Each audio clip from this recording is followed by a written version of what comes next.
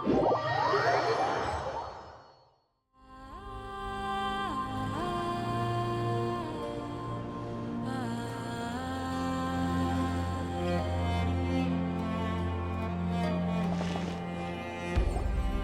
while ago, I took the time to organize all documents in our possession that pertain to Kutar. What you see here is the material I consider reliable.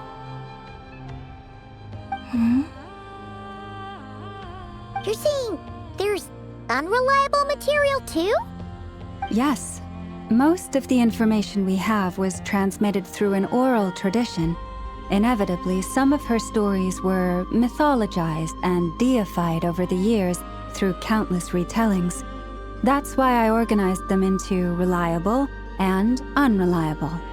There's no sense seeking answers in history unless we can ensure the veracity of the historical record. Makes sense. All right, let's take a look through.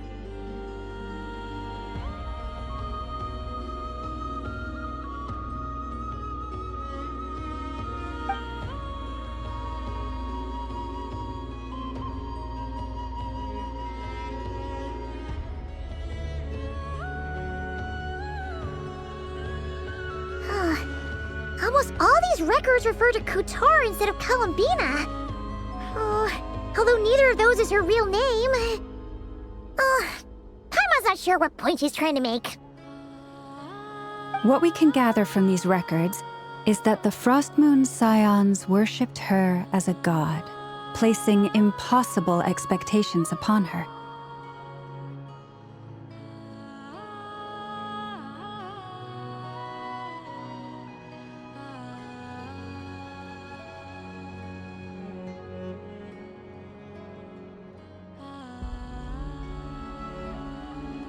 I cannot fault them for their earnest faith, but for all their devotion, worshipping her day in, day out changed nothing. I imagine that none of it resonated with Columbina. It wouldn't surprise me if, even back then, she had already begun to reject the name Kutar and everything it represented. Lama speaks the truth. When I heard them call upon Kutar with hope and expectation in their voices, they may as well have been calling upon somebody else.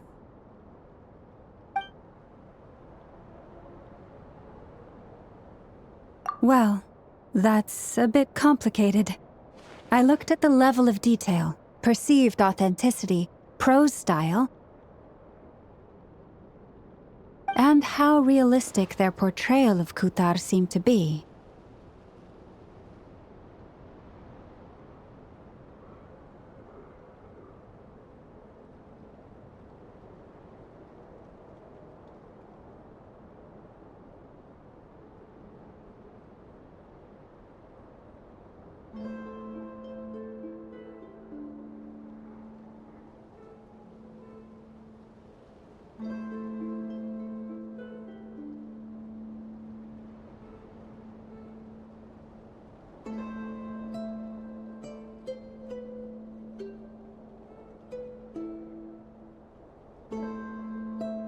Amongst the Frostmoon Scions of today, only I know of her existence, and I alone have spoken to her face to face. As such, I know that there are certain things she simply would never do. That being said, I have sensed some changes in her lately. Changes? Me? Seems like this is getting us nowhere. For what it's worth, why don't we check the unreliable sources too? Sure. Give me a moment.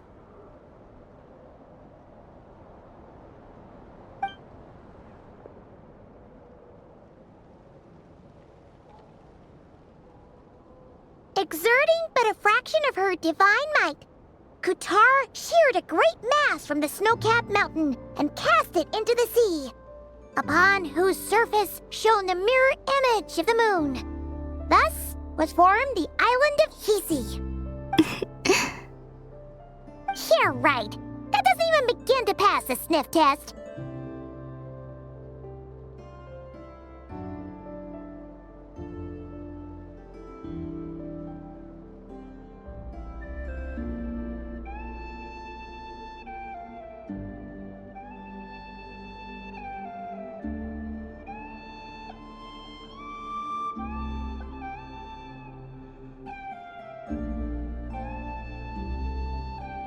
The 3 moons are naught but lies through and through. Only one moon has ever shone for us, and Kutar is her name. The vast majority of ancient texts are filled with fanciful tales like these. I trust you understand my criteria a little better now. Kutar did not speak, merely gazing into the distance in silence. And where her gaze landed, this was her prophecy. Clearly, whoever wrote this text never even met Kutar. Otherwise, they'd know that her eyes are always closed. What about you, Traveler? What are you reading? Come on, let Paimon see. The child wished to build a wooden nest with which to shield a fledgling bird from the cold. But being so young and lacking in strength, the child could not snap the branches from the trees. Kutar was passing by. Upon seeing the child, she summoned forth a Kuhenki, who built a beautiful nest for the child. I remember that. Not knowing the meaning of Kutar's divine intervention, the child dared not to respond, and thus ran home to call their parents. But Kutar was gone. The moon chanter declared the event a miracle and took the nest as a relic, placing it on high for all to see. The child was named as one favored by the goddess, and was greatly respected amongst the people. Yet, no further miracles were bestowed, and this matter was forgotten in but a few years. Huh. Any thoughts after reading that? Yeah, Columbina probably just wanted to join the kid in making nests. Ah. I'd originally considered this a fabrication, because Kutar did not perform any similar actions in subsequent records. But now that I think about it, it does seem like something Columbina would do. It's just that...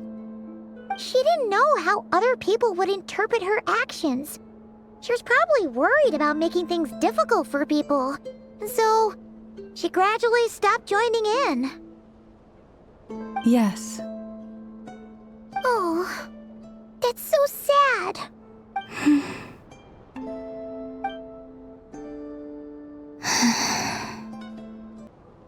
And now, I can make no such gestures of warmth, even if I want to.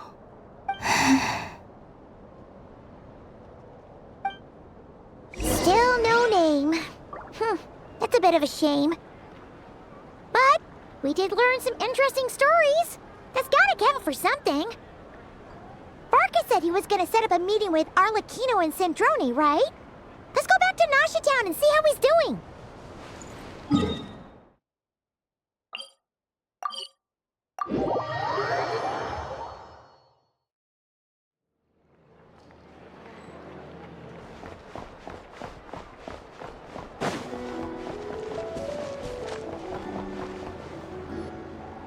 Let's see. There's Varka. Oh, and it's Durin and Albedo too.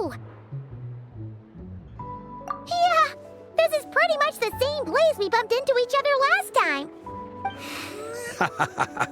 I convinced them to stick around a little longer.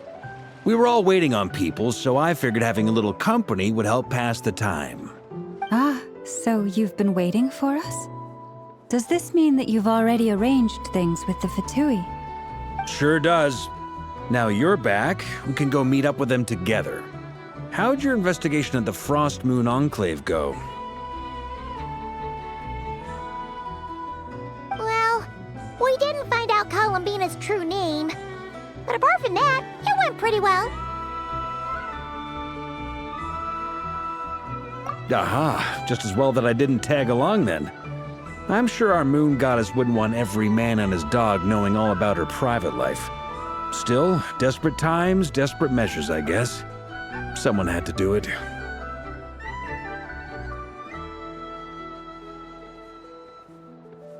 So, Varka was waiting on us, but what about you two? Are you waiting for Alice?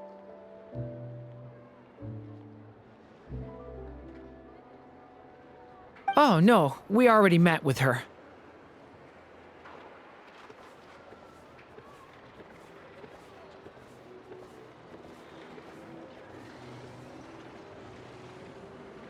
We discussed that experiment I mentioned to you last time.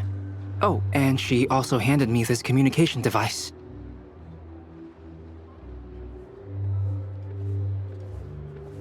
That's right.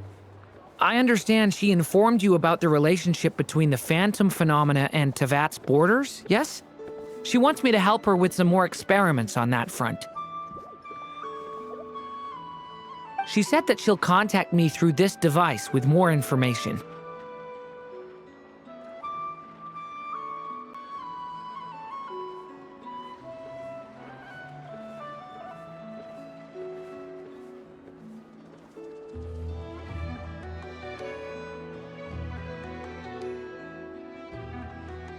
Ah, I see. Following instructions and making observations. Pretty common research method. Takes me right back to Albedo's lab.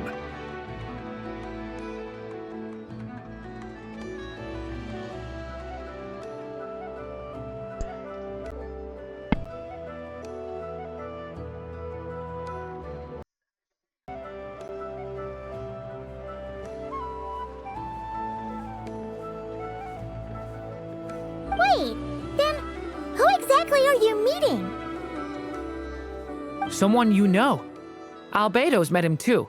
But I don't think Miss Lauma or the Grand Master have been introduced. Introductions are overrated, especially in cases like this. It's you! So, it's not like the academia has prohibitions against going abroad. Also, I applied for leave. I've been writing to Hat Guy since obtaining a Guy. human form. I've already brought him up to speed on everything that's been going on in Nodcry. Hat guy? Turns out, Yep, I actually have just heard that name acronym before. powder, so. Oh? Then why did you react the same way I did? I only knew the name, not the fella. But since we're all here, let's do some introductions for what it's worth. I'm Varka, Grand Master of the Knights of Favonius. Lauma, Moon Chanter of the Frost Moon Scions. And I'm a Driosh from the Vahumana Darshan of the Sumero Academia.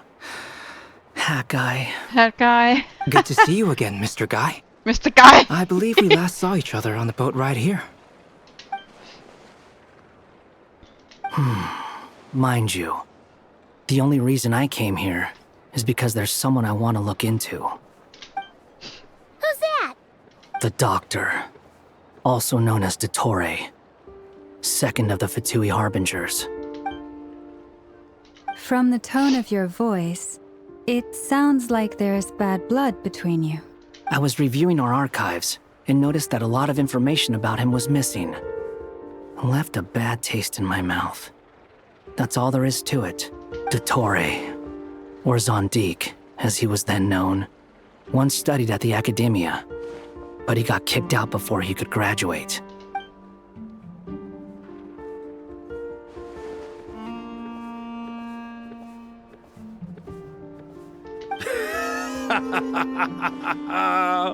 So the Harbinger's #2 man is a college dropout? How embarrassing for them. Last we heard, he was planning something.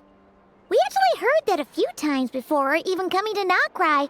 But we haven't seen a trace of him since we got here. He only appears when something interests him. For all we know, he might have left already. But the fact he did something here at all is worth noting. It'll fill a couple extra lines in his file. Why does it sound less like a file you're writing and more like a criminal record?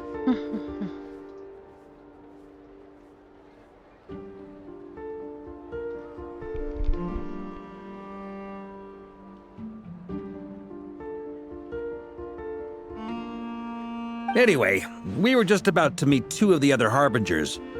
Want to come along? You might learn a thing or two about him there. Sure.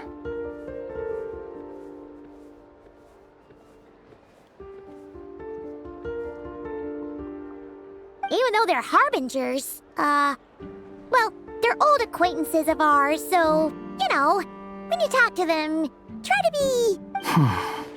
I got it. The Frost Moon Scion's relations with the Fatui remain tense. Forgive me if I do not attend. In that case, we'll continue assisting Miss Alice with her experiments. Good stuff. Everyone's having a fruitful time. All right, we better get going. I'll lead the way.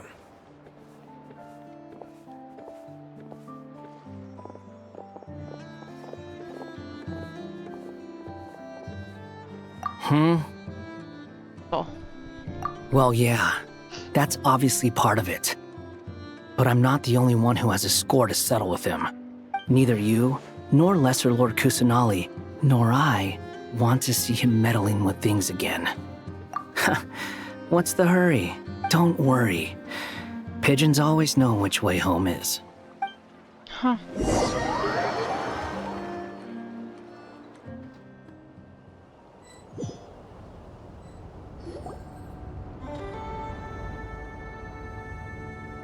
You made it. Who is this? Hi guys, and welcome back to another stream of December where I try to stream almost every day. And today I'm gonna play some Genshin Impact and maybe watch some anime later. I'm not really sure yet, but maybe. Let's stop. A scholar from Sumeru. They call him Hat Guy. He's an old friend of the Travelers. Wait, this is the academia representative you wrote about? He doesn't exactly look the part. I believe this will prove my identity. You'll notice it bears the seal of the Sanctuary of Surasthana. Well, what do you know? So it does. All right then. My mistake. It's fine. I expected as much. What? So as I mentioned in my letter, the Academia's got its eyes on Dottore, but this matter remains top secret. Apart from those assisting in the investigation, the fewer people who know, the better. If anyone asks, I'm here in Nodcry to pursue my personal academic interests. Gotta say, Varka, you did pretty well to keep all this under wraps for so long. Sounds like you got in touch with the academia about this way back. you flatter me. Where do I even start? Remember that time we fought Rerir at Star Sand Shoal? He sure let me have it then, didn't he? I'll bet Dottore had that all sketched out, with me as his convenient little pawn. He could not care less about us if he tried, but hey! The feeling's mutual. Does Dottore really strike you as the sort who values his relationships with his colleagues? Fair point. Definitely not. Which is why I always keep my guard up whenever he starts making suspicious moves. To that extent, our motivations align. On top of which, I consider you trustworthy people. Now, back on topic. In the wake of the Reikir of Solnari episode, Sandrone and I grew suspicious about Dottore's complete inaction during the entire affair. So we tried to find out what he'd been up to, but unfortunately to no avail. He never lets anyone in on his plans. The more he cares about something, the more secretive he gets. Indeed. Perhaps he believes that by keeping a low profile, he can avoid trouble. But that trick isn't going to work on his colleagues. Yeah, I mean, he's been researching the ancient moon's remnants. And he's been trying to get his paws on the moon marrows. Only an idiot would believe he doesn't have something more planned. With this in mind, I returned to Snezhnaya and relayed my thoughts to Her Majesty the Tsaritsa, entreating her to have him recalled. That's pretty direct. Did the Tsaritsa agree? Yes, I made it abundantly clear that the Fatui's business in Notcry is almost concluded, and we do not need 3 harbingers in this territory. Her Majesty concurred. Accordingly, Dottore has returned at her orders. I imagine he is continuing with experiments, which no one besides he would ever have any interest in. Common sense might mean nothing to him, but he's not stupid. He knows that no good can come from opposing the Tsaritsa. Smarts alone won't get him all the way. He needs the Rooster's resources and Regrator's Mora, both of which the Tsaritsa can strip from him by waggling a finger. But doesn't he have a track record of publicly following orders while going against them in private? He probably has it down to a fine art by now. Wouldn't put it past him. We worked together on a research project once. Only briefly, but it was enough to show me that we're fundamentally different people. He has no interest in doing things methodically, stage by stage. His thoughts jump all over the place, and the moment his curiosity is satisfied, or he gets the results he wants, he disappears. The only similarity we share is that, once we set our minds on doing something, we will see it done, whatever it takes. Oh, we definitely saw some of that in your battle with Rerir. You got so competitive. Ugh, do not remind me. Then I believe we all concur. Dottore will not simply give up. Fantastic. Now this is turning into a whole day of unpleasant memories. Ugh. Are you talking about the moon marrow stuff? He also strikes me as the kind of person to disregard experimental regulations, ruin all the equipment, and go way over budget. Then leave the first person he can find to deal with the fallout. Exactly. This one time, he was running some high-temperature experiment and the substance exploded. But does he care? No.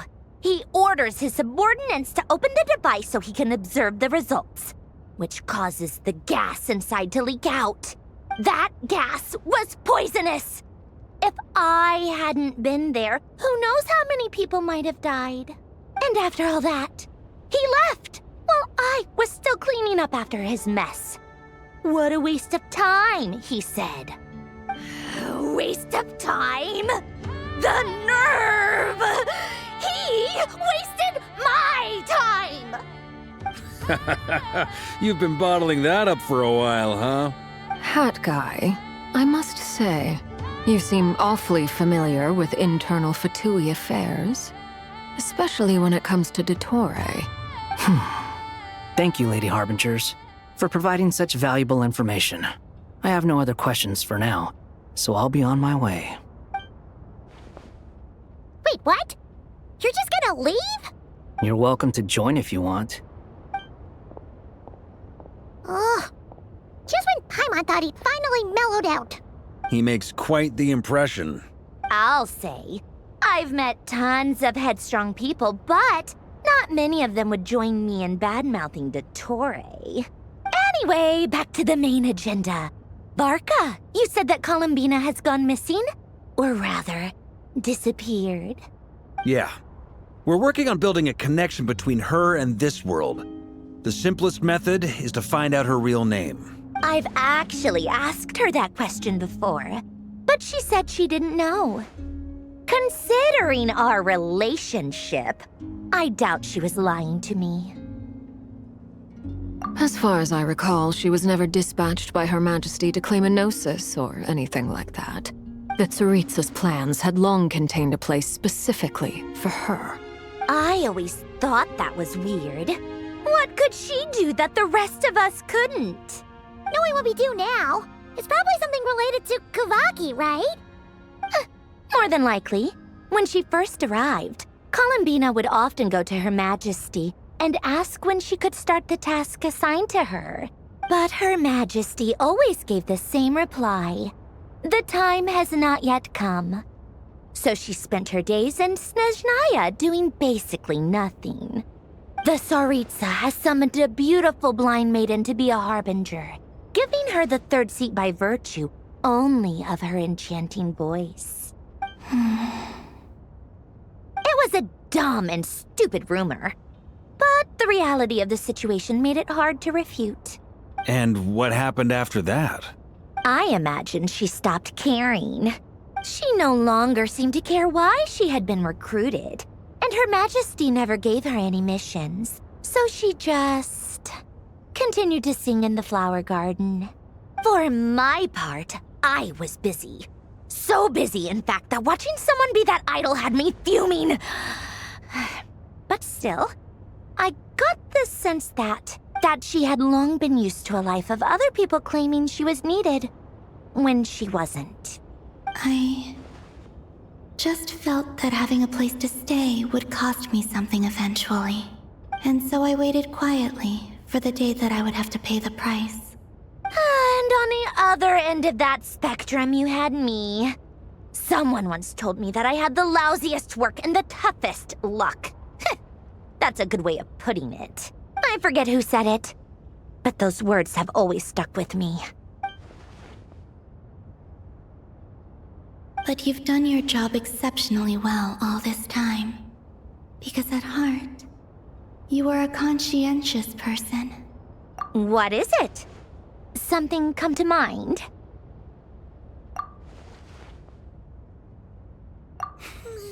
That makes sense. Nothing screams you are needed like your name shouted from across the town. Well, good luck with it. But if you ask me, Colambina is still the most shoutable name.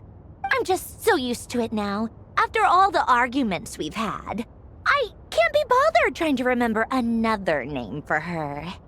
Nor I. Sandrone. Harlequino.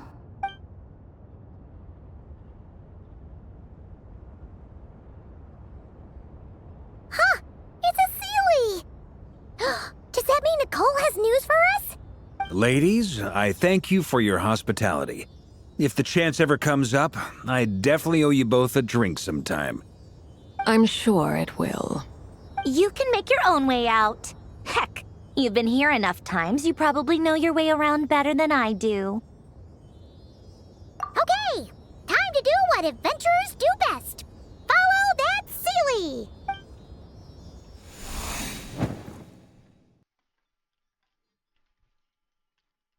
Follow the Sealy.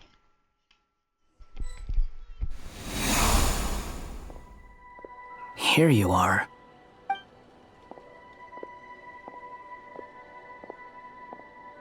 Oh, hat guy. How come you're back so soon? Did things go all right with the Fatui? Fine. Dottore has been summoned home by the Tsaritsa. Couldn't get much more than that. How about you? Any progress with the investigation? Unfortunately not. We've tried everything. Different phantoms, different locations, different points in history. But the results are the same each time. Abyssal monsters roaming the land. People crying out in despair, with no hope of being rescued. Every time I see it, I can't help but think, is this what it was like in Mondstadt when Dragonspine Durin attacked? And if I fail in the task I've been given, will I create yet another tragedy? That's just meaningless speculation.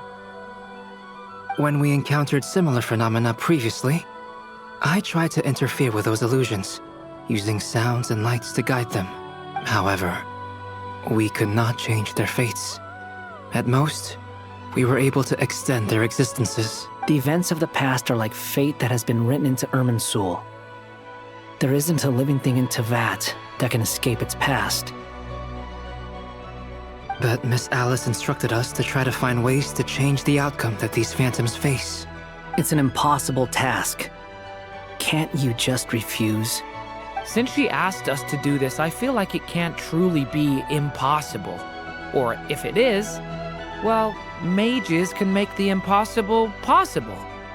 I could not have been born as Durin otherwise. But you also said that your past 39 attempts were fruitless. That's true. But you're still going. Yes. After this many futile attempts, surely you realize that you're not doing this because you still believe what some mage told you. It's because you want her hypothesis to come true. It's something you wish for deep inside. So, think for yourself about what you want to do. As long as you don't believe it's futile, it isn't. Yeah. Previous experience indicates that we cannot touch the phantoms, which limits the effectiveness of our interventions. If we want to clear this hurdle, we need to break this rule somehow. Same thought here. Following the same rules means repeating the same failures. Reducing ourselves to mere playthings of fate. So you mean we need to figure out a way to make contact with them despite knowing that we can't? Yes, and I suspect that's something only you are capable of. Everything in Tevat is logged in Irminsul, but the withering that once occurred in Sumeru was a sign that the Great World Tree was being corrupted. This corruption allowed things that should not have existed in Tevat to appear. This is tantamount to rewriting reality to an extent.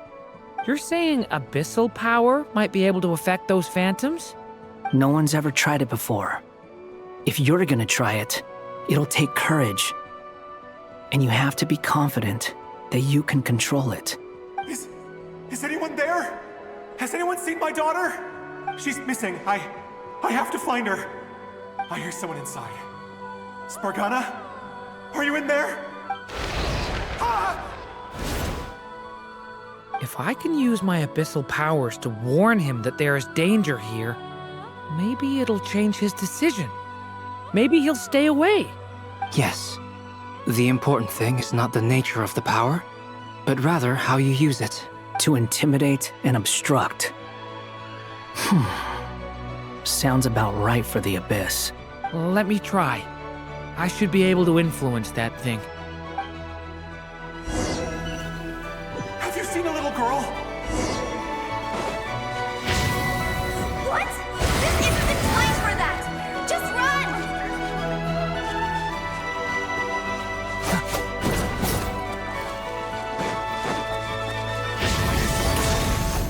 Spargana? Are you in there? Where are all these monsters coming from?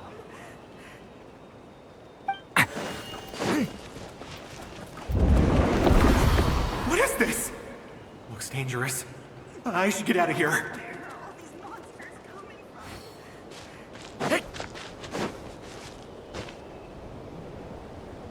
from? He really left. Ha! We did it! Don't celebrate too soon. Follow him. See what he does next. Monsters approaching from the front. You need to stop them and create an opportunity for him to hide.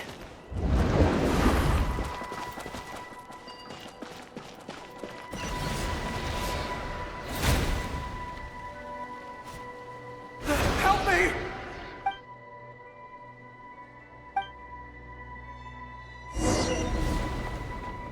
Monsters approaching from the front. You need to stop them and create an opportunity for him to hide.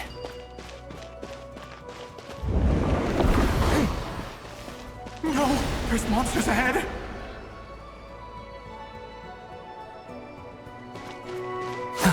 Watch out!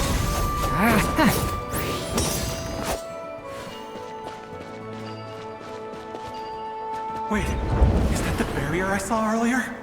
Why is it appearing now? It's as if someone's controlling it.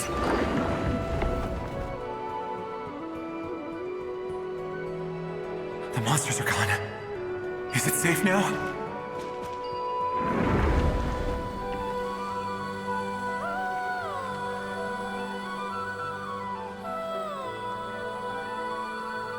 The barrier's gone too. How odd. Anyway, I guess I'll keep going. Quickly, let's keep up.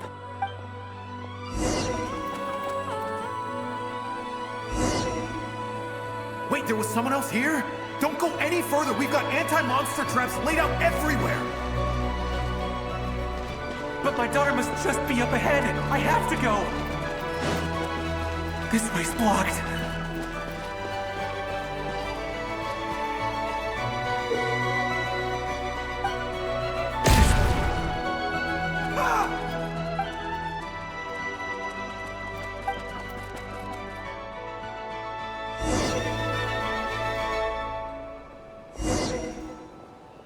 there was someone else here? Don't go any further. We've got anti-monster traps laid out everywhere. But my daughter must just be up ahead. I have to go. This way's blocked.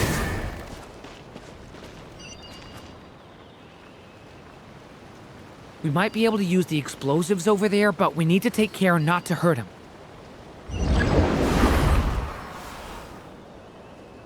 I'll use the barrier to keep him at a safe distance.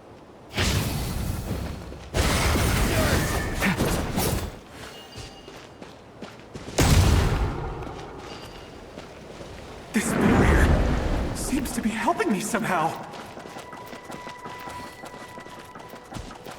Hey! Hey! Wake up! Oh, no good. Gotta keep moving ahead.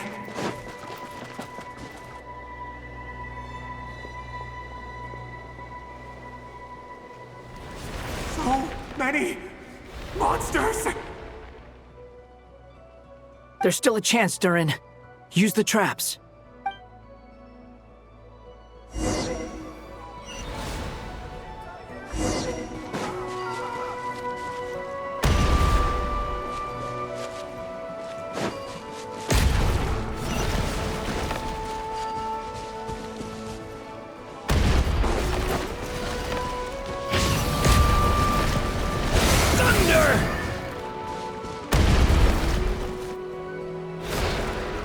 Help me! Help!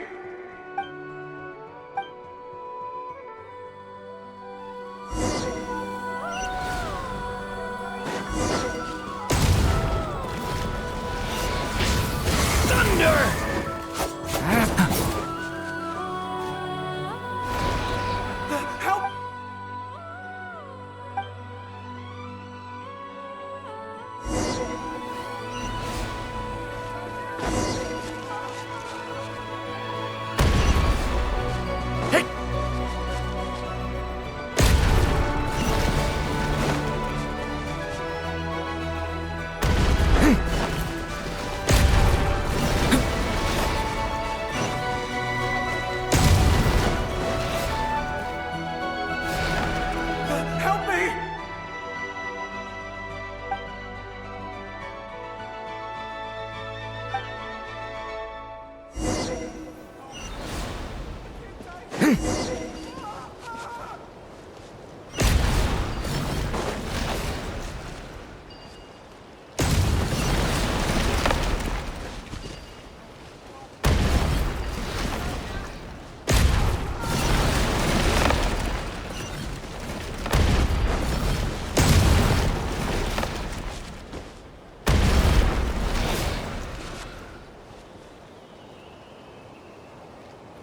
This is a new development. I've never seen this happen before.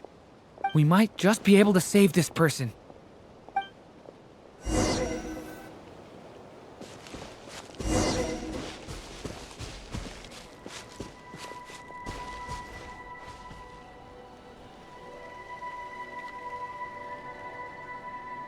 Hello there.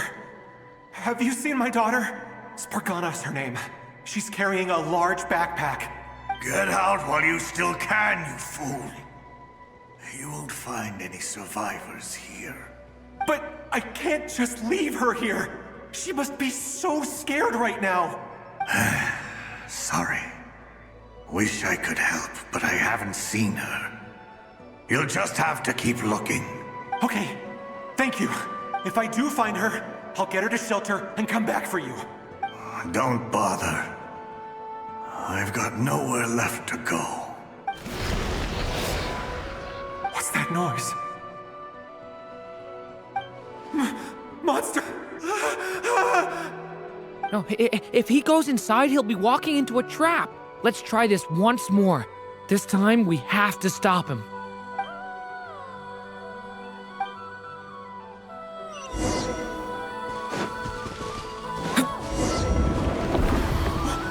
Why? How will I know where Spargana's gone like this? You know what? I'll trust this strange barrier. It's gotten me this far after all.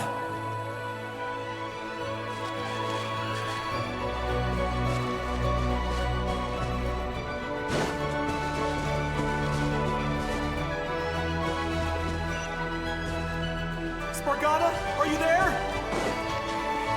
What? Hey! Let us out!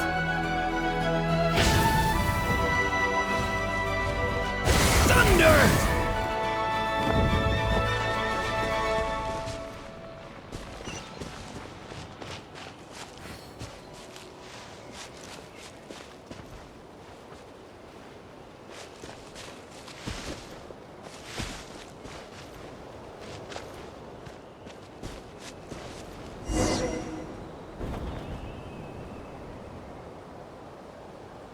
Huh? That looks like one of my daughter's books! Thank you. Thank you! Yes, it's one of hers for sure. That's her name on it right there. She left her backpack here. Durin, just like last time. Use the explosives.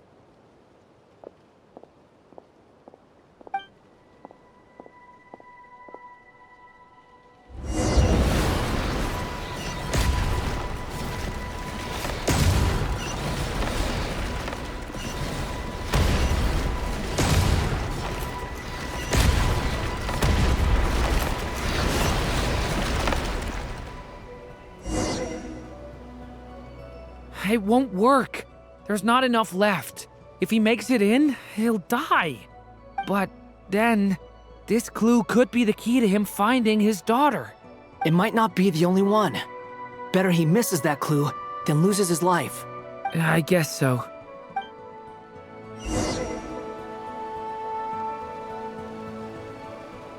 Stop him, Durin. We can't let him get any further in. That's my daughter's book! She's passed this way! Why? Why won't you let me go in? I've searched and searched and searched just for this! But how will I find her without any clues? I no longer have anywhere else to go.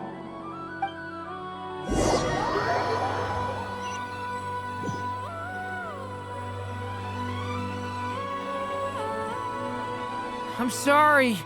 I'm so sorry. He refuses to go anywhere else. Whether he opens this door or not, all that awaits him now is death. We couldn't change his fate. Albedo? Hat guy? Let's try one more time. I don't know how we're gonna do this, but I don't want to give up either.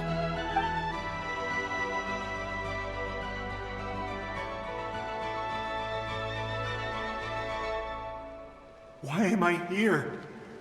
What's going on? All these scenes running through my head. Where are they from?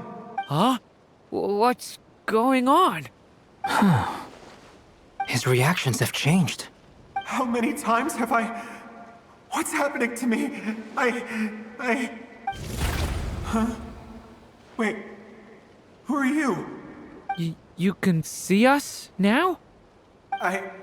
I feel like I always could, but that I only just realized you were there. I'm sorry, I don't know how to describe what I'm feeling. But you were the ones guiding me using that marked barrier, right? I haven't done anything yet, but those monsters, those deaths, they feel like memories. Like things I really did experience. I won't find my daughter. In fact, I'll ultimately die trying to find her.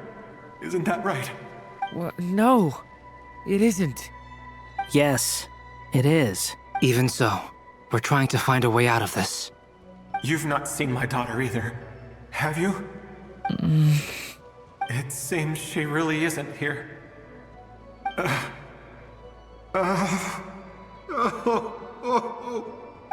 I'm sorry we couldn't help you. I'm just tired. Maybe this is destiny. Maybe it doesn't matter how hard I search. How long do I have left? Experience says 15 to 20 minutes. 15 to 20. Thank you for all your help. Let's rest a while. You look exhausted too. Now's not the time for you to start pitying us. It's not pity. I'm just realizing that I've only got 10 or so minutes left. You know?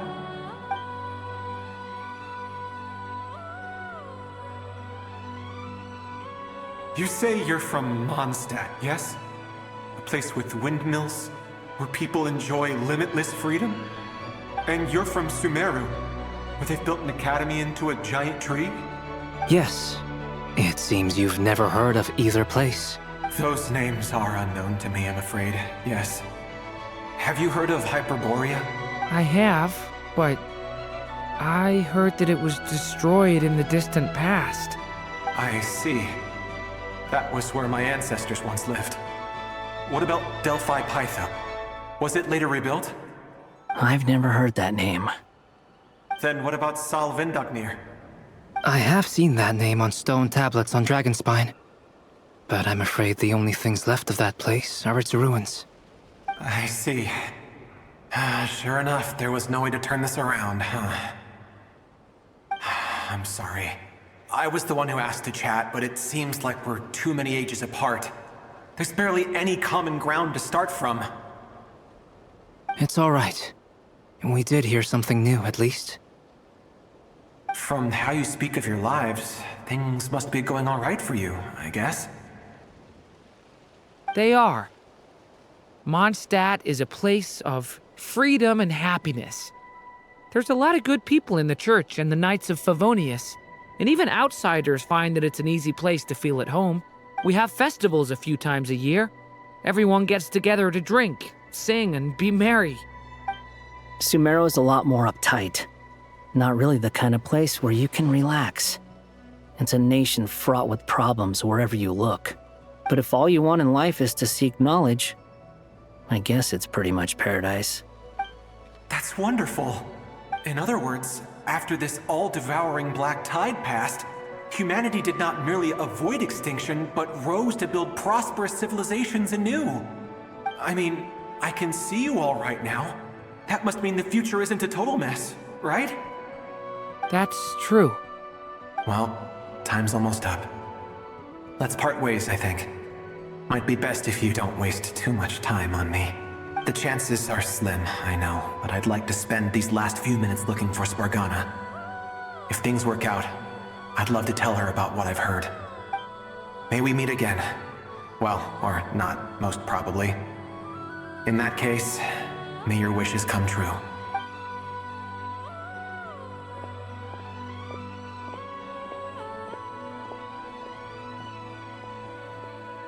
He's gone. In a few minutes, he will meet the end that was his to begin with. The ending of this tale did not change. But I believe that we've just made the most progress we have yet. May your wishes come true. If only it were so simple. Hat guy, could I ask you a question? You've never talked about your past. It seems complicated, and it weighs heavily on you, too. Would you be willing to tell me about it? I mean, sometimes it's better to get things out in the open. Take that guy we try to help, for instance. At least he said goodbye with a smile, right? I know about Albedo's past. Our experiences are very similar, and he created me. As for you, you're my first friend, and you've witnessed every step I've taken. But by comparison, I know nothing about you.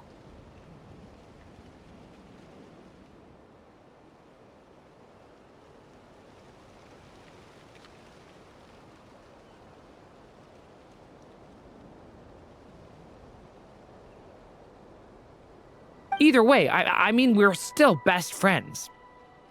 But if I knew more about you, I might understand your thoughts a bit better. I've told you about myself. I'm a student at the academia. And what did you do before that? Prepared for the entrance exam? All right. If you really don't want to talk about it, I won't press you any further. I was a puppet built from the branches of a white tree, using technology left behind by the Conrian schools of mechanical engineering. A white tree? You mean an Irminsul tree? Yes, a branch of Irminsul that was once connected to the main tree. So you had a human creator too? Yeah, but my creator abandoned me after deciding that I was a failure. After that,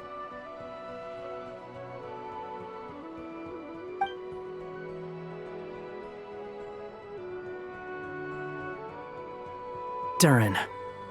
Resisting the influence of the Abyss, suppressing the urge to destroy, trying to do the right thing. None of these things are easy, but no matter how hard they are, trying to rewrite past wrongs is far harder. You asked me if you would create a new tragedy if you failed. I told you there was no point speculating about that, but the real answer is, yes, you absolutely will. That guy. But at least you've got people here to help steer you away from the wrong path. So, just keep aiming towards the light. I will. I promise. All right, break time's over. Hello? Durin speaking. Hello, friends, it's me. What have you been up to, I'm detecting some unmistakable fluctuations here at the border. The amplitude isn't particularly high, but they're completely different signals from the ones before, and the scale is comparable to those I've detected previously. Alice, we were unable to save that person. However, he appears to have retained a portion of the memories gained through that cycle, and was able to hold a conversation with us.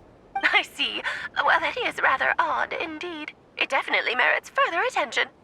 Could I trouble you to keep trying the same approach? I need to gather some more data. Counting on you.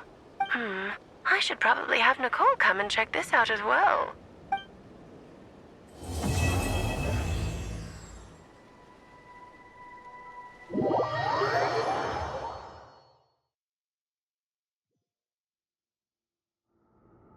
There you are. I was worried you might stop to collect treasure chests opened by the Seelie along the way. It would have taken you so much longer to get here. Another conversation I cannot hear. I am delighted to see that you understand what takes priority, and that your adventurer's instinct has not swayed your resolve. Really, I must applaud you for it. You should know.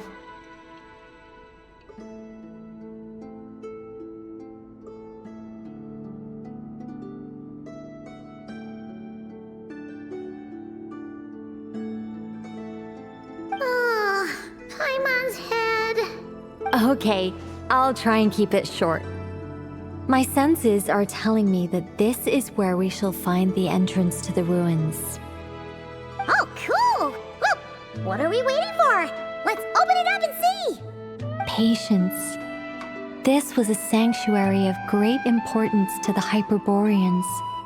A special process is required to open the gate.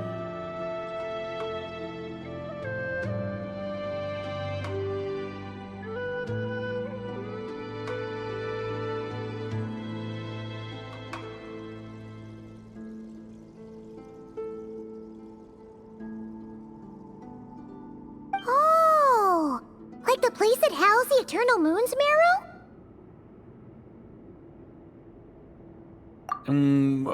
Okay, so what's the plan?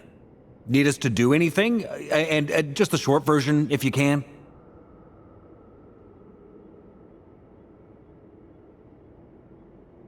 Ah, all right then. I was planning to start with some background on the invention of these techniques. Are you sure you don't want to hear it? It's quite informative. Remember what you were saying about priorities? Fine.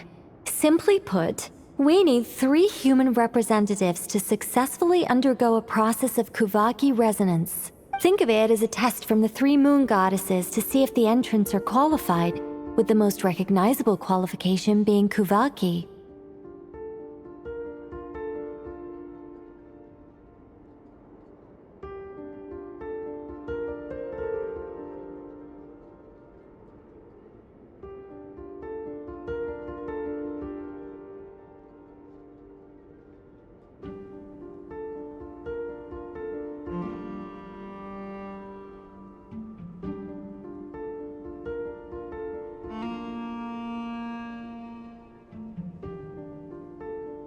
Pretty sure Lauma would ace that test. Oh, wait. But we need 3 people. I also have no doubt that the Moon Chanter would be qualified. But we would need 2 other people with the same constitution.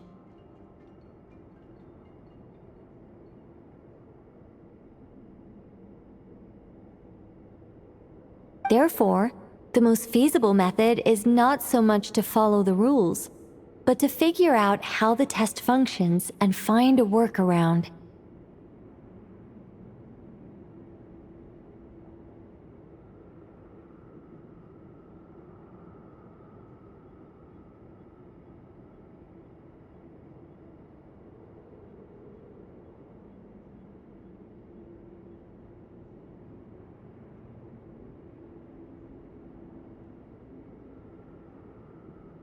I've done some research, and it turns out the mechanism is rather crude.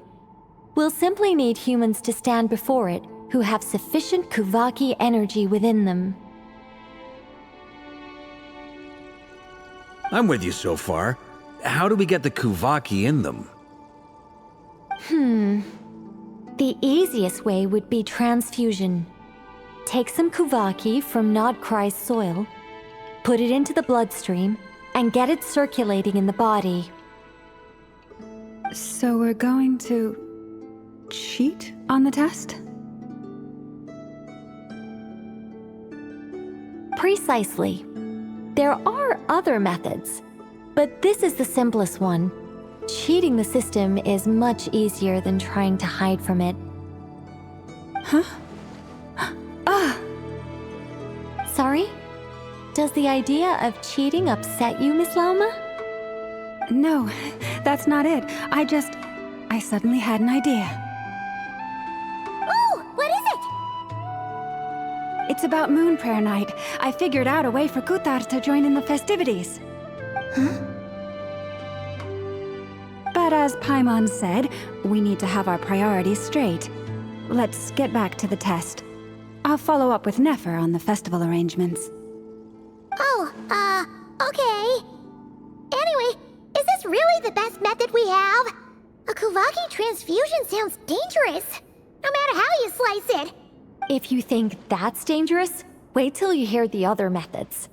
I'd be more than happy to go through them if you'd like. There are several. No need, we're good. Let's go with this one. Very well.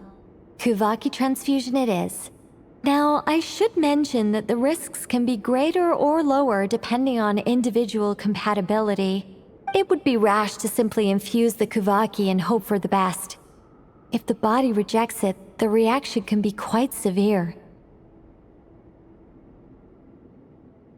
The symptoms are similar to another condition that some people living here suffer from, known as congenital Kuvaki sensitivity. So, before we execute our plan, I will perform a simple test of my own to see who is compatible and who is not. Once that is done, we will have to complete the resonance process as rapidly as possible. The participants must remain stationary while the Kuvaki circulates and bonds with them, and they mustn't eat or drink anything.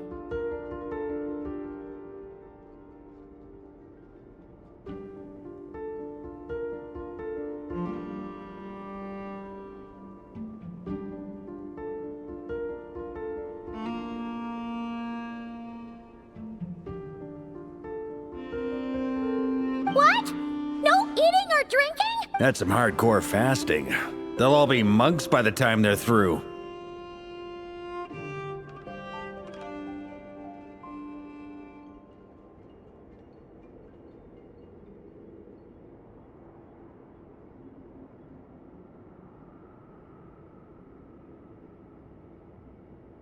"3 days. Oh, that's so long! And we still need to find 2 more people who are not just compatible, but also willing to volunteer.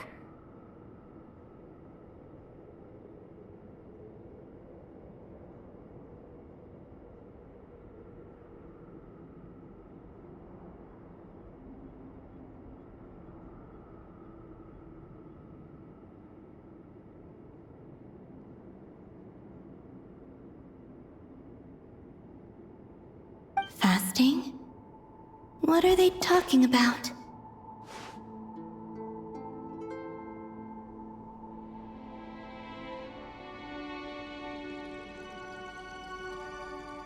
Really? Don't you want to think think this through? Haha, count me in too. 3 days without food? I can handle that.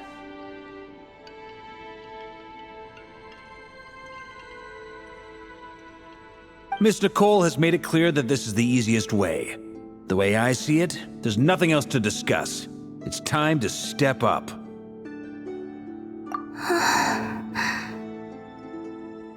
Yeah, you're right. In that case, Paimon volunteers to be Captain of Logistics. She'll keep the fires lit and grab some spare clothes to keep you comfortable. Then we'll start with you first, Traveler. Please step forward.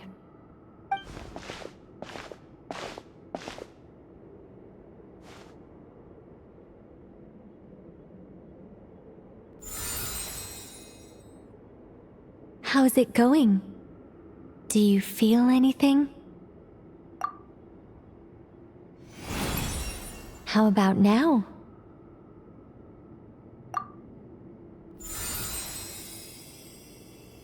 And now?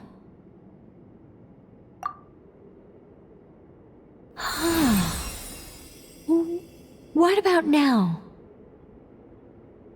You guys, it's not a competition, you know. All right, I'm officially impressed.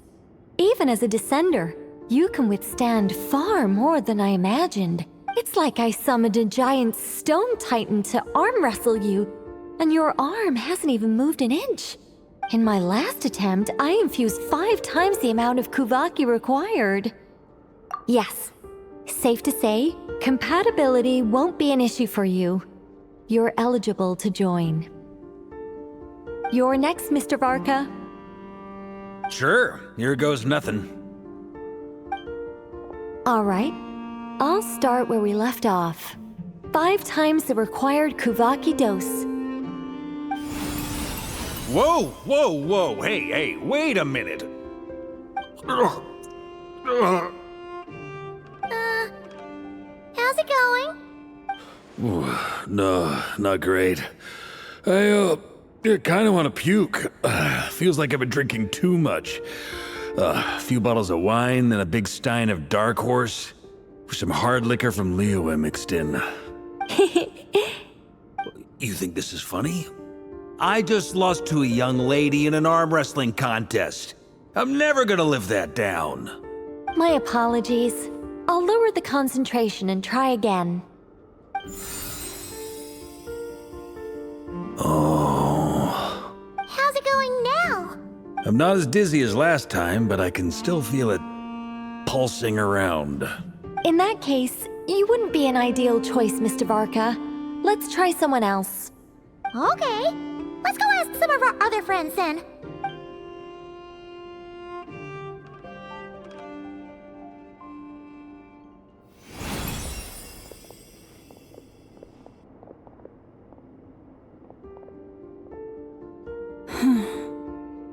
No surprises here, Miss Moonchanter. You're perfectly compatible. You may join.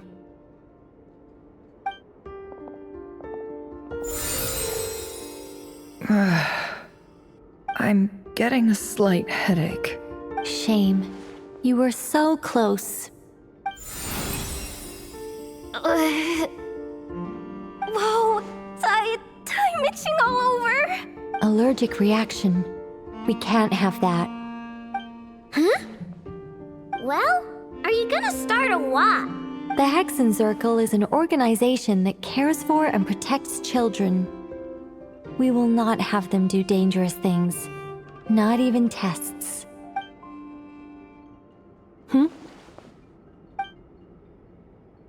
Is something the matter? The candidates have to be human. I guess that rules me out too. Huh. Everyone except the Moonchanter got beaten. Guess I don't need to feel so bad after all. I mean, looks like this isn't gonna be as easy as we thought. Perhaps I could ask for volunteers among the Frost Moon Scions. I'll see about talking to some trusted Lightkeeper colleagues. Itlua springs to mind. In fact, I think we had some former Frost Moon Scions join our ranks recently. Can you give me the scientific explanation for how the test works? I can probably make some kind of test bot. Then we can just zip through Nasha Town, going up to people and pressing a button to check their status. Wouldn't that be way easier? No. Wow! No elaboration for once. How about I contact the Knights of Favonia's garrison in the Wave Chaser plane? Shame that Lohan's already left. And that guy's even tougher than I am. Strange. The moon goddess is clearly revered by many people. So why is she on the brink of disappearing? She mentioned that the world has rejected her from the very beginning. And when we fought the Reikir of Salnari, it seemed like she exhausted her power for our sake. Also, Paimon's not sure revered is the right word for how people feel about her. Gratitude, certainly. For my part, anyway. It's basic reciprocity. She helped us, so she deserves our help in return. Yeah. Even though she looked like she didn't care, she still saved a ton of people, including me. A review of the relevant data leads me to conclude that Miss Columbina is a good person. Yep, you bet! They really think so? I'm super surprised that Columbina isn't her actual name, though. I think it really suits her. It's light and graceful and... yeah, just a really pretty name. I know, right? Unfortunately, that's not our decision to make. Columbina. That was the code name the Fatui gave me. But it also came up in the song I heard when I was born. But... is that really all there is to it? What do I truly think of my own name? Is there anyone left who will still call me by that name?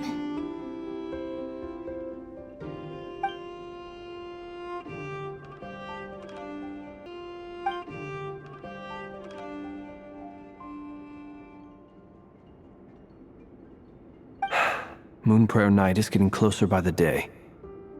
We're running out of time. We need to look for other candidates. Then allow me to try. Huh? What are you doing here? You contacted your friends via the Adventurers Guild. Sandrone has been keeping an eye out for something like that, so she informed me. Since I have the ability to accommodate a moon marrow, I should prove to be a suitable candidate. Arlecchino. When can we begin? I see. We can begin right away.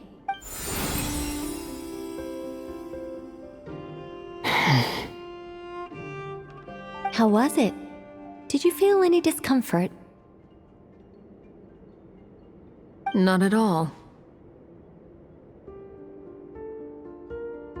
Then it seems we shan't need to look for additional candidates after all. Great! Cool. All right, like Paimon said, the rest of us can take turns making sure the three of them stay warm and comfy. Then, my job is to take care of the caretakers. I will ensure everyone receives food and accommodation. I'm ready as well.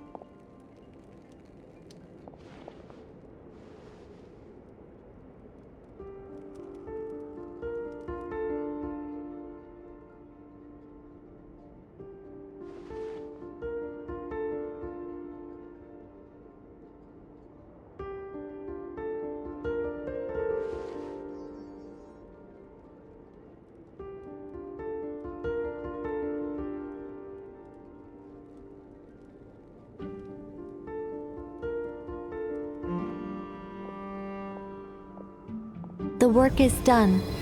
The sacred scroll shut. The stars grow dim, the people silent. The white sun sets, the silver moon rises. O path to the temple, appear now before us.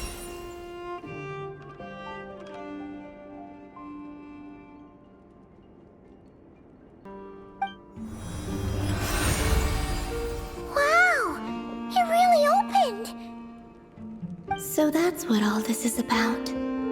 They've been trying to open this gate.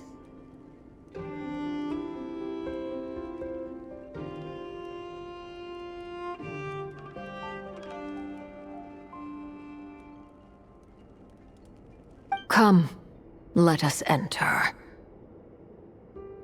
It might be best to eat something first. Take care to chew properly and swallow slowly. It will give your body time to readjust to the digestion process. They will head in soon. They will need to enter this gate.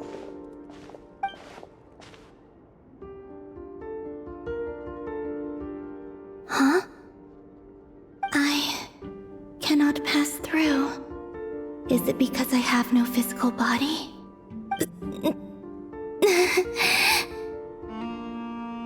It has been 3 days. My strength is all but completely faded. Can I really hold on until Moon Prayer Night?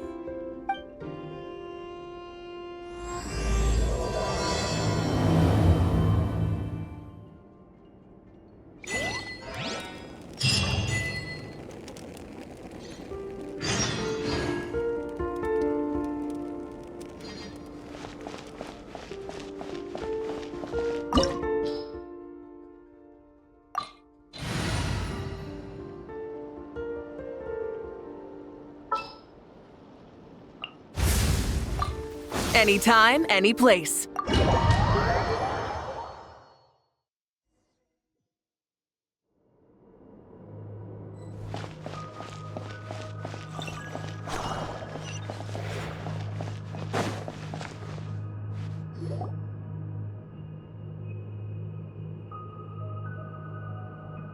Are these people...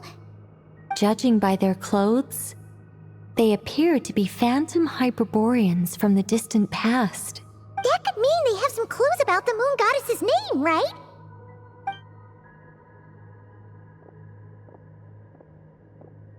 Hey there! Could you tell us what the moon goddess's name is?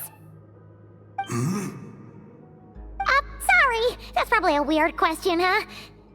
How do we explain this? The moons are long gone, and their goddesses are dead. Their names no longer mean anything. When a new moon goddess is born, we will surely know her name. We have used every last resource at our disposal. All that remains is to wait, patiently and quietly.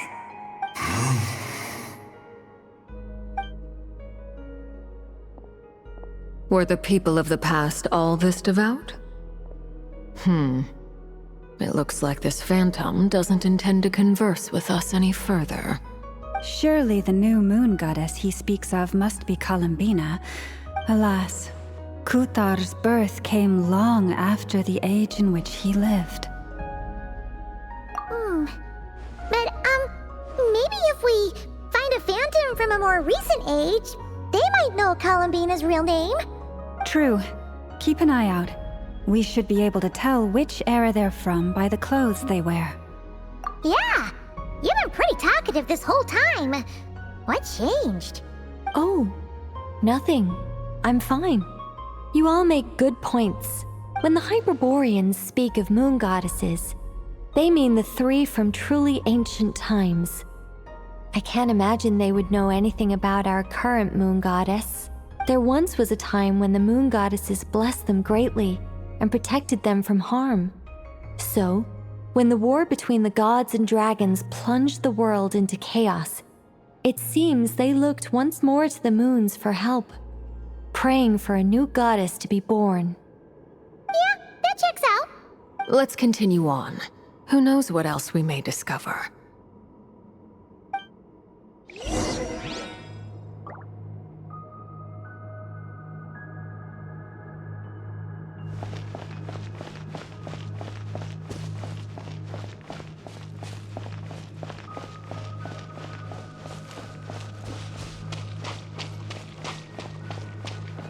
There's a door blocking this path!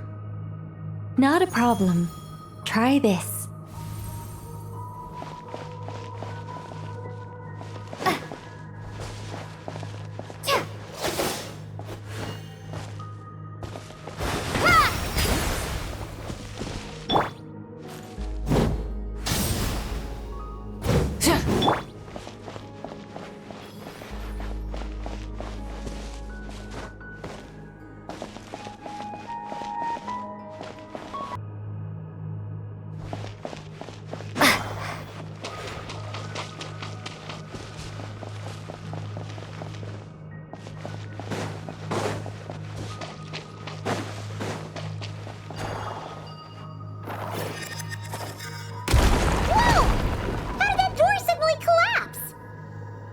device was maintaining the door's integrity. Remove the core, and the device stops working.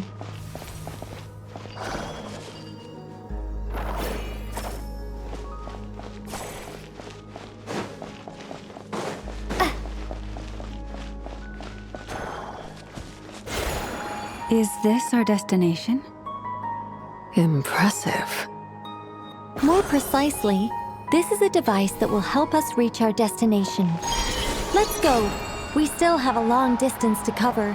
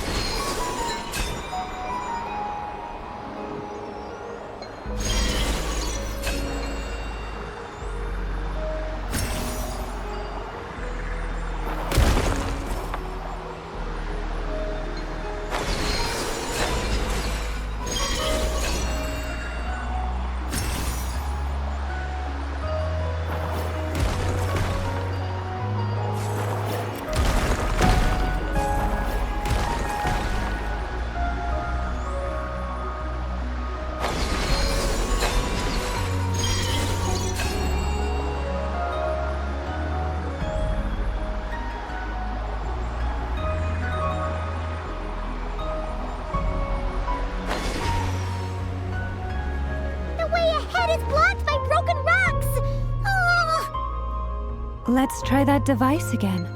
Remember the door from earlier?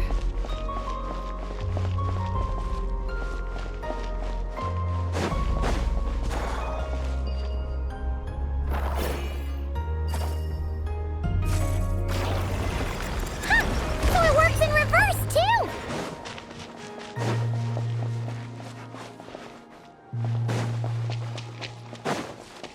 The humans we see are all phantoms, but the monsters are real.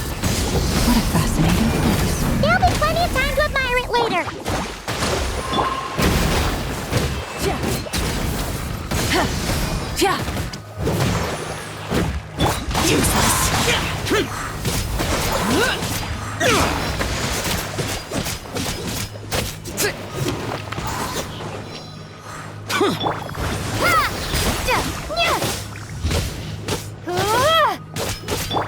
Hold the line.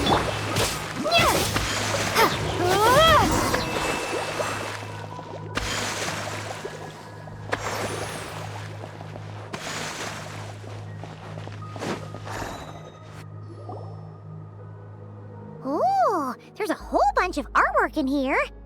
Seems pretty old. Nicole, this is probably your area of expertise. What do all these paintings mean? Let me see.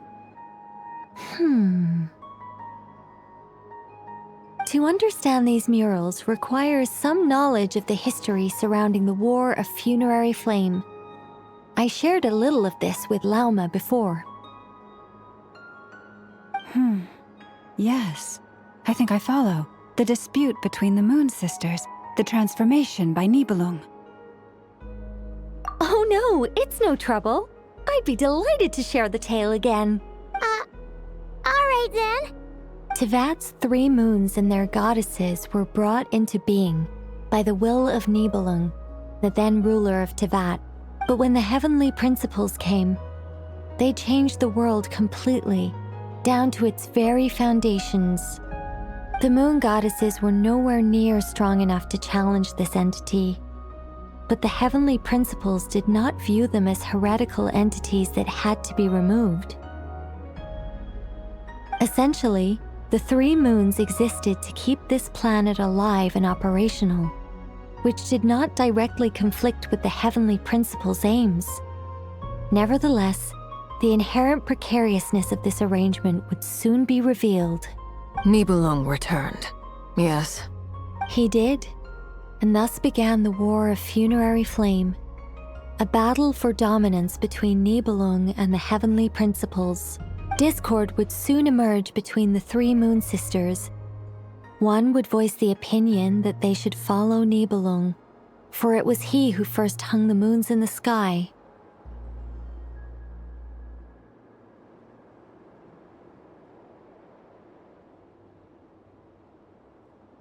Another would argue that taking sides in the conflict would only bring the world closer to ruin. There was no telling where it would lead. Especially since their creator had returned, bearing the perilous power of the Abyss.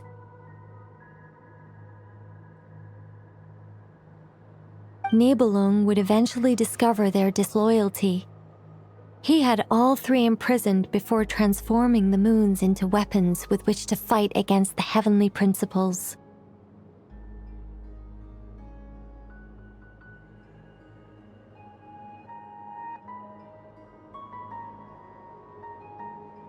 What? Weapons? Yes, the very moons that had once defended the planet became instruments of death and destruction, striking terror into the hearts of all living things.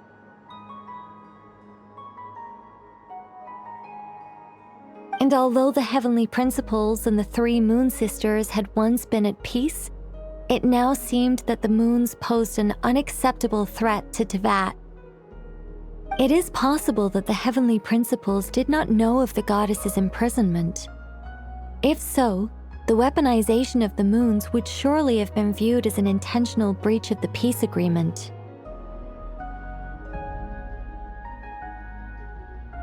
Regardless of who knew what when, the heavenly principles shattered two moons and flung the other beyond the skies. Whether the goddesses managed to escape Nibelung's captivity after his fall, nobody knows. But this much is certain. From that day on, the moons no longer belonged to Teyvat. The rejection slowly drained their power until eventually they passed away. So that's the full story. You say the moons ceased belonging to Teyvat from then on. Why then would Columbina be born here? That is perhaps due to the lingering connection between the Frost Moon, which was not shattered, and this world. You could see it as the three sisters' dying wish. They never desired war.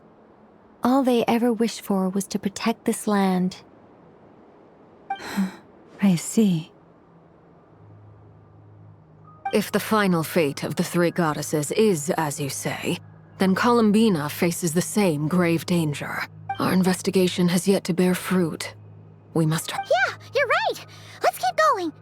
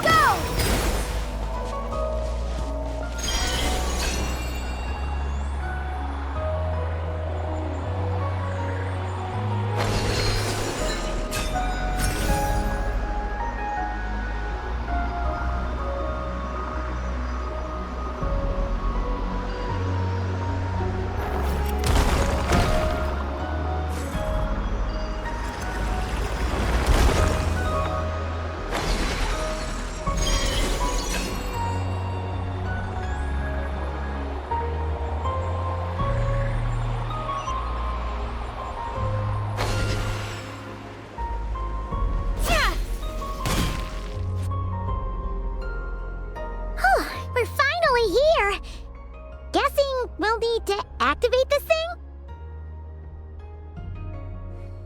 Indeed. I was a little worried about that at first, but as we got closer, I sensed that the Kuvaki within it flows unimpeded. It should be functioning normally. The only issue is how to activate it. It's looking a little worse for wear. What about the cores from some of the other devices we've seen? Can we repair it using those? In all likelihood, yes. I imagine that would have been the Hyperborean's backup plan. Let's look for some cores.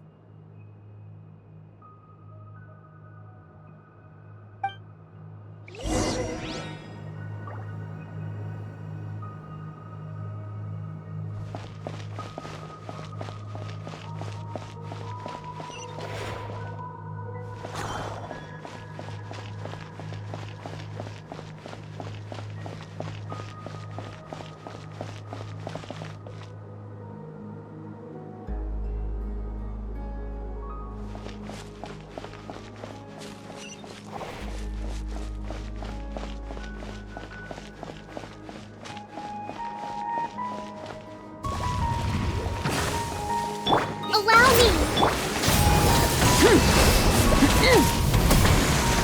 Incinerate!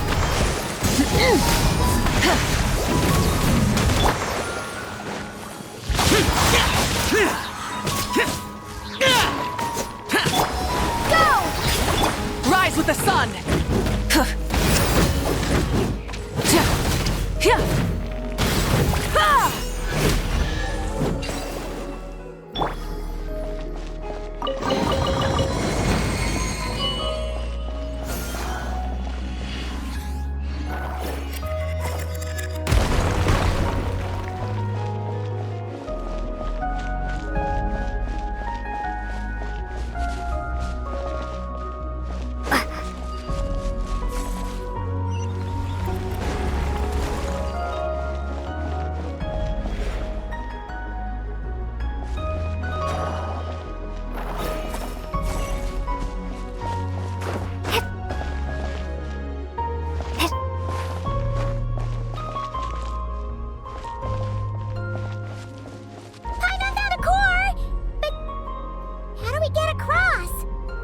Walk up, then jump down.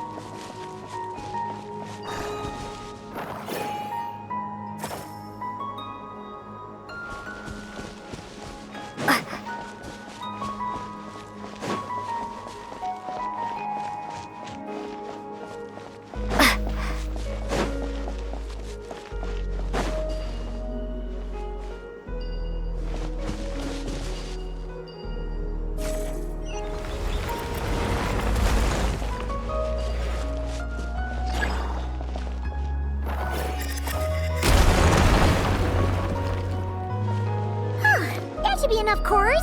Let's head back.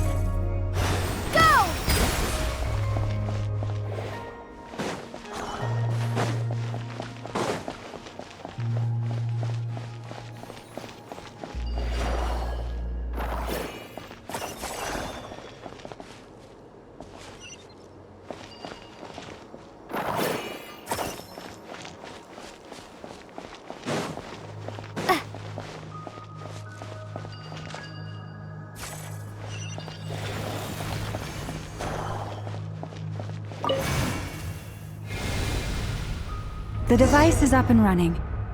It's hard to believe that the ancients were capable of constructing such things. Paimon sees our destination!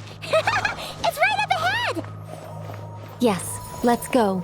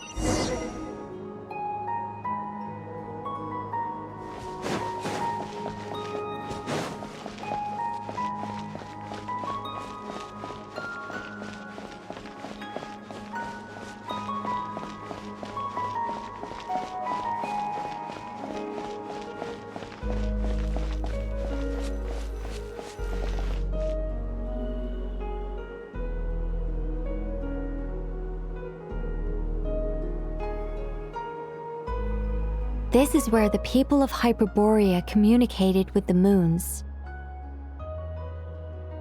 We need only place the moon marrow upon this platform on Moon Prayer Night, and we shall be able to open a portal to the moon and send our moon goddess back home. The assumption being, of course, that we can find her first.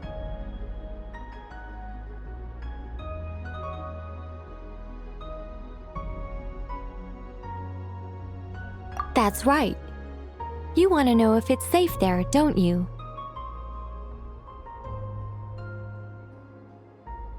And yet, she has no choice but to return. You know this. Oh, that's not the only issue here. This is the end of the line, right? We've explored everything we can. And despite looking at historical artwork and talking to people from Hyperborean times, we're still no closer to learning Columbina's name.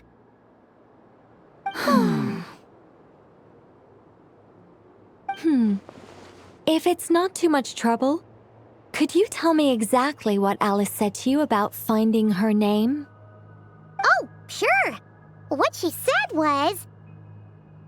Then your first job is to find it. As a moon goddess, I'm sure she must have a name she identifies with. Neither Columbina nor Kutar is her true name, and she's never really accepted either of them. Is it not also possible that she has never had a true name? Not at any point in history? That would be a hard pill to swallow. But at this point, we may have to accept that that is the truth.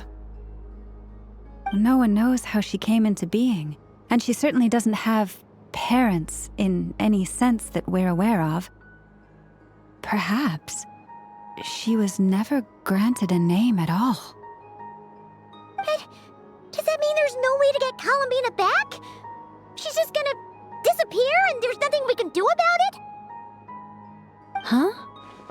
Wait, why all this pessimism? Was it the way I phrased this question? You all seem to be taking this in completely the wrong way. Well, just because she's never had a real name in the past doesn't mean she can't have one now. What? Think about what Alice said again. She never once said that you'd have to find a new name, did she? Are you saying what I think you're saying? Yes. Names are anchors that connect us to the world. If she doesn't have one already, then all we have to do is create one, no? It's like... yes. Traveler, when you first arrived in Teyvat, do you think you would have turned around if someone behind you shouted, "Hey, Tumaini"? But what about now? I understand what you mean. Life is a long journey.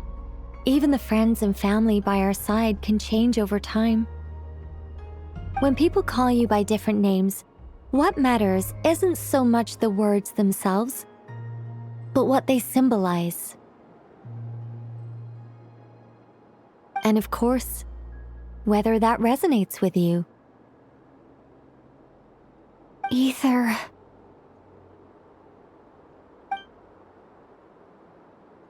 So, close your eyes and picture the moon goddess in your mind. If you were to call out to her in this moment, what would you say?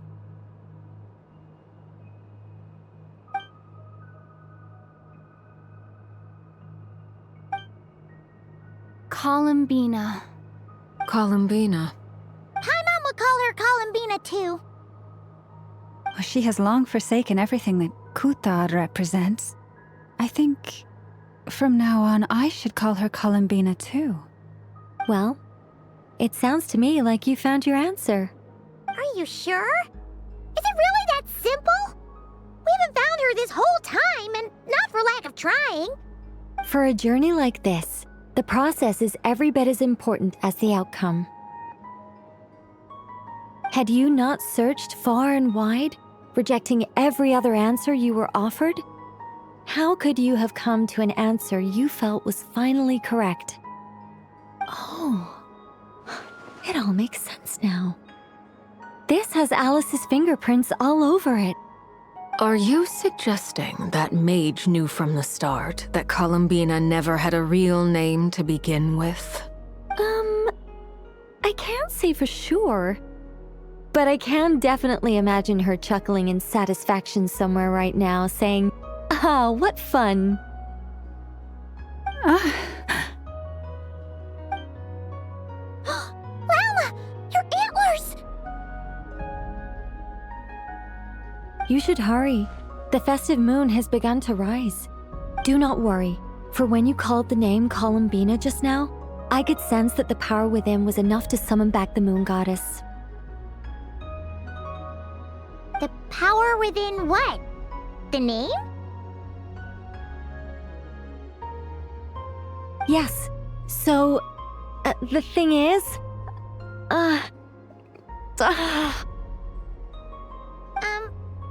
What's wrong now? This is so annoying. I really want to explain how that whole thing works. Starting from the founding principles of Teyvat and... Oh, I could talk about this for hours. But... Deep breaths, Nicole. Deep breaths. You're an angel. A sober, sensible, solemn angel who has her priorities straight. Okay then. Sorry for asking. Clearly a bad call on Paimon's part. Anyway, you all need to hurry. Last thing, remember how it felt when you called out that name. Then it is agreed. By the name Columbina, we shall find her. Then we'll throw her the best Moon Pair Night party ever!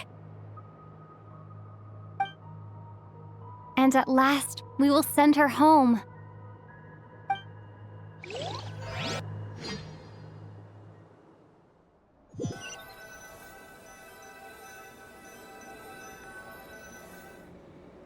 I can barely move anymore.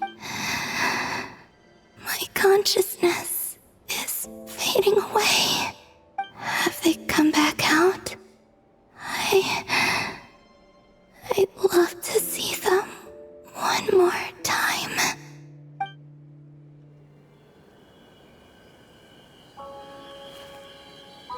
They didn't make it.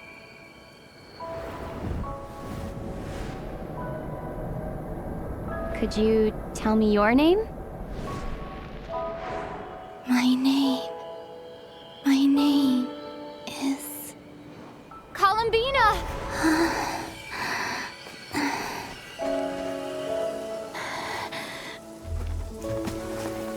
Columbina! Are you here? Columbina! That's the name you gave when we first met. And it's what I've called you ever since. Columbina. It's a fine name. I have many fond memories of Columbina, and so do all of your friends.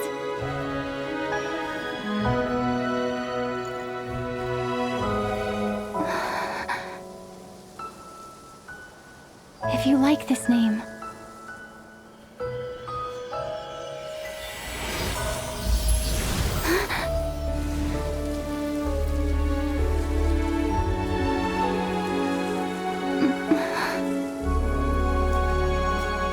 Looking for me?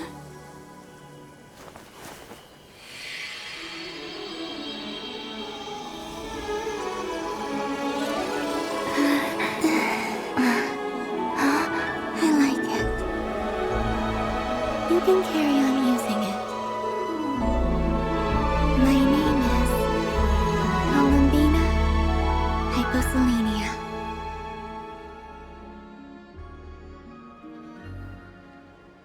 Columbina Hyposelenia. That's a wonderful name. I never thought that Columbina would become my real name. But after I met you and my other friends, the things that this name stood for slowly began to change. It went from being a Fatui code name to something my friends call me.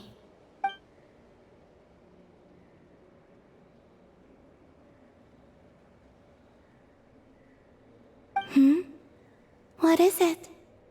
Why aren't you saying anything? I'm just so happy for you. Thank you. So, where's everyone else? We can go and meet them very soon. Everyone went to different places to try calling your name. Great. I'd like to thank them as well. Everyone's done so much for me. Searching for my name, entering those ancient ruins. Huh? Wait, so you were... Yes, I was there. Not physically, but my consciousness was still holding on. I followed you the whole way. Starting from when? You turned around and called out my name while you were in Nasha Town. Do you remember?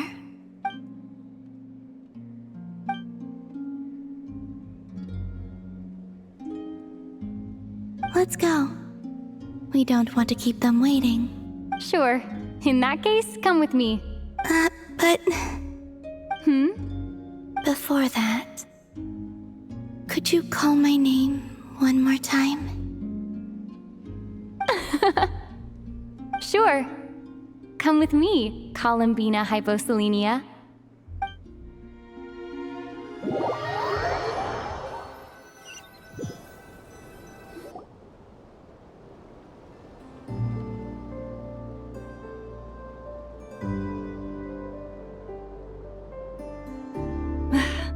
Columbina.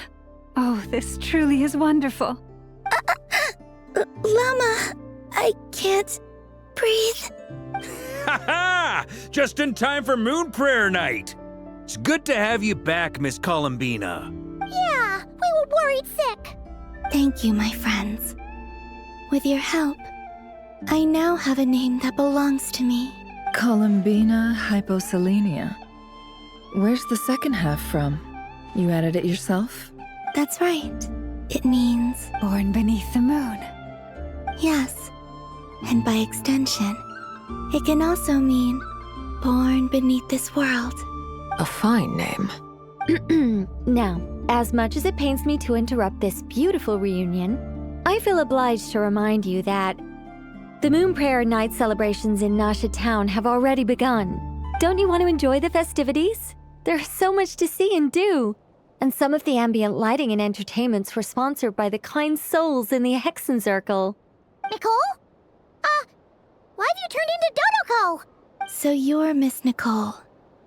Thank you for helping us, and for helping me find my name. It's nice to finally hear your voice. You're quite welcome. Guiding lost people to hidden treasure is what we Seelie do. And if you ask me, spiritual treasures are far more precious than material ones. Chests are all well and good, but this was what it's all about. Ah, so satisfying. Anyway, I had to go help Alice. It seems like she ran into some trouble. That's why I couldn't be here in person. But don't worry, we're with you in spirit. We'll be celebrating right along with you. Keep an eye out for the Hexencircle's festive stalls in Nasha Town. I think you'll like what we came up with. Alice said she even managed to rope B in this time. The Frost Moon Scions have also prepared various attractions. I believe Aino, Nefer, and their crew are setting things up as we speak. On that note, Nefer, about that request I made. It's all in hand. Yehoda is on site to ensure that everything goes off without a hitch. Wonderful. In that case, Traveler? Huh? Come on, Columbina. It's time to celebrate the best Moon Prayer Night ever.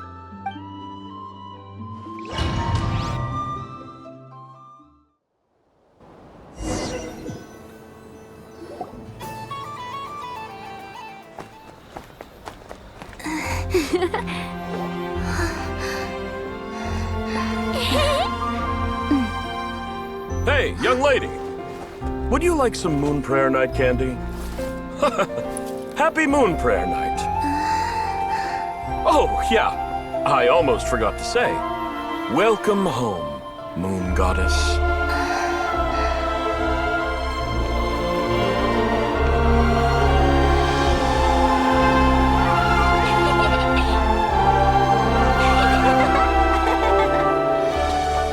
Welcome home, Moon Goddess. Welcome home, Moon Goddess. Welcome home, Moon Goddess. Turning Nasha Town into her home is a festive gift. A rather brilliant idea. Perhaps this is what Nodcry, Columbina's home, should have been like all along.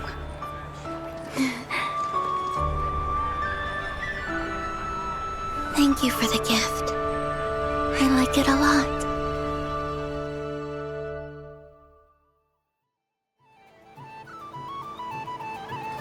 This feels like the surprise of my life.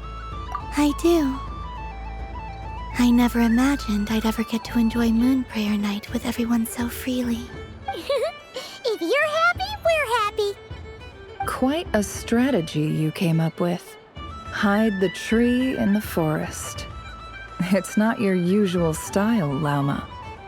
Is there something about Moon Prayer Night that enhances what's in your head as well as the antlers on top? Apparently so. It even inspired a perennial penny pincher to use their resources for a greater cause. It truly is a magical festival.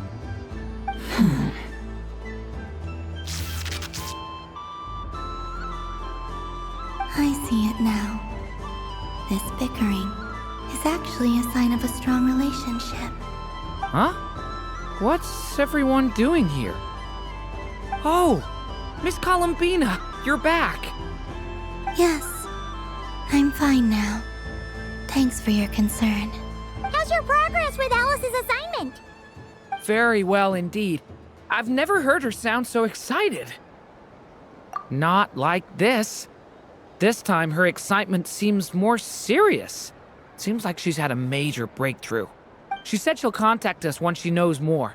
In the meantime, we're free to relax and have some fun. Enjoy the time off while it lasts. I have a feeling that our next task won't be so simple.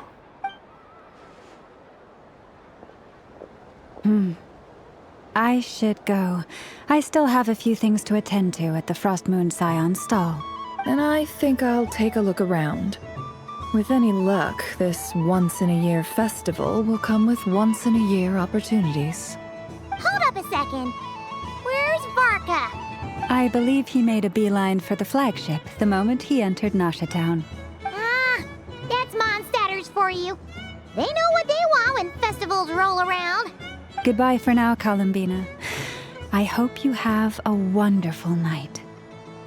I will. Well, in that case, don't just stand there.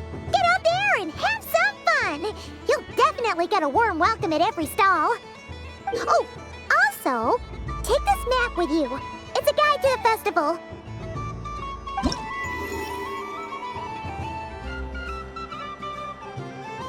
The Frost Moon Scion stall is over here. Lauma's invited a whole bunch of cute animals to celebrate too. Over there is the Hexencircle section. Alice seemed more excited than anyone about this festival, so she insisted on making it a grand affair. Oh, and then there's the Nashitown local specialties, including... Actually, forget that. Better if you go check them out for yourself. Thank you. It looks like a lot of fun. You're not coming with me? We'll be around. But don't you want to browse by yourself for a bit first? Yep. If you find something you like and want to try it out together, just give us a shout. We'll be right with you. Otherwise, just relax and enjoy yourself. There's so much on offer, so try to experience as much as you can. And don't forget to stuff yourself with all the delicious festival food. All right then. Off I go. Where should I go first?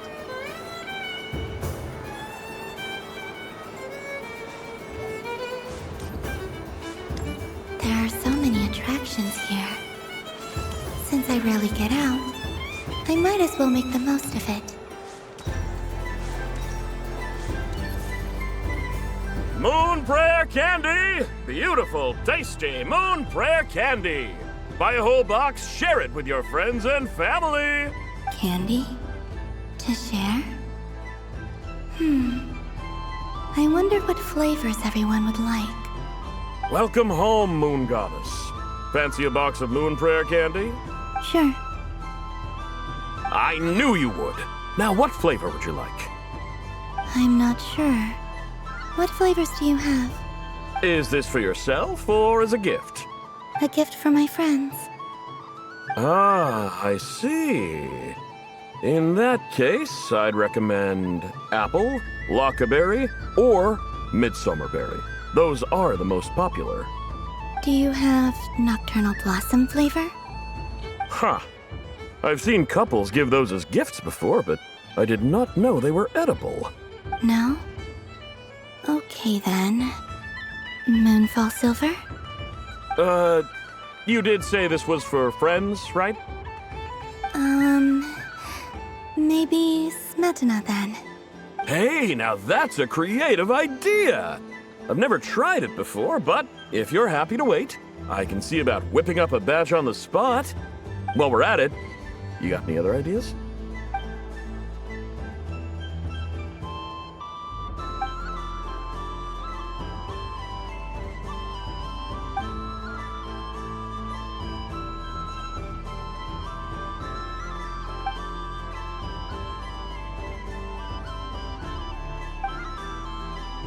Here you go.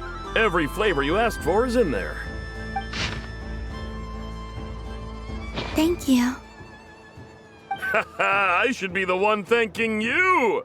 You brought me a whole bunch of new business. It's like a genuine blessing from the Moon Goddess. I hope you and your friends have a lovely night.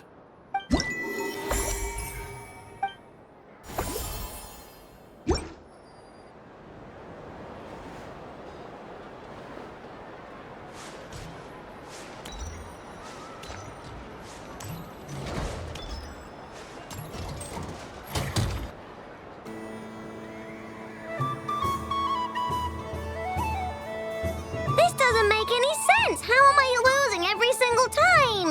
Wait, Inefa, you're cheating, aren't you? Yeah, that must be it. I am not cheating, I know. Uh-oh, sounds like Inefa's turning into a big baloney bot.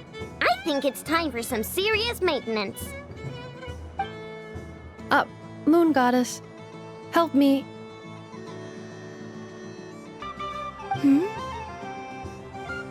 Miss Columbina, I know, is attempting to cheat. What the? I'm not the cheater. You're the cheater. How dare you throw it back at me?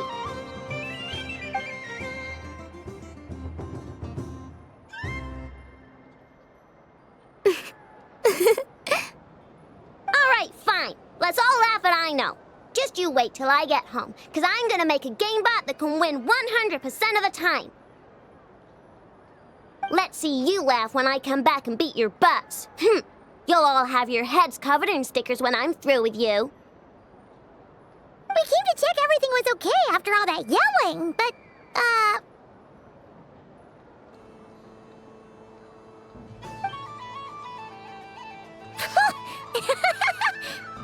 Whatever it is, it sounds like cheating is allowed. Kuhenki concentration. Each player starts with differently colored kuhenki.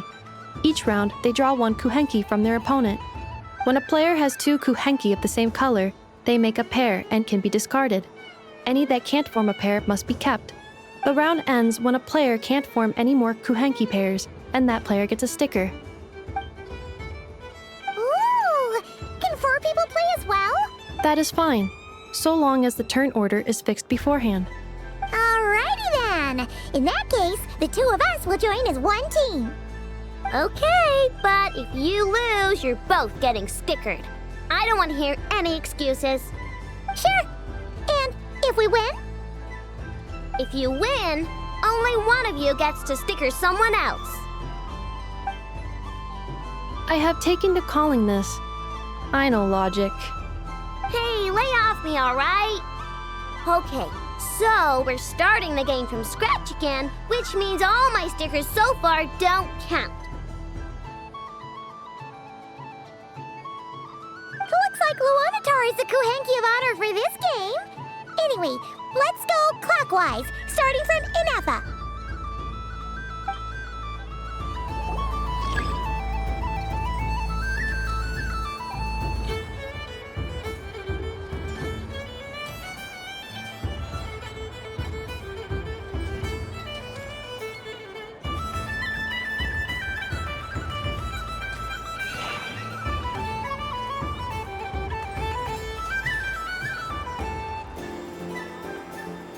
Nice! That's a pair!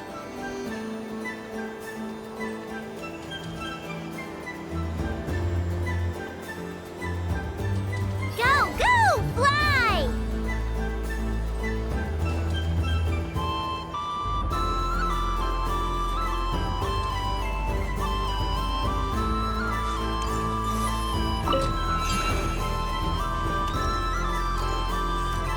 Go on.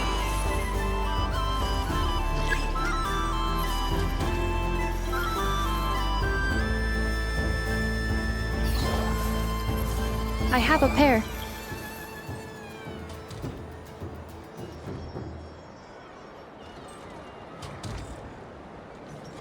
Uh-oh!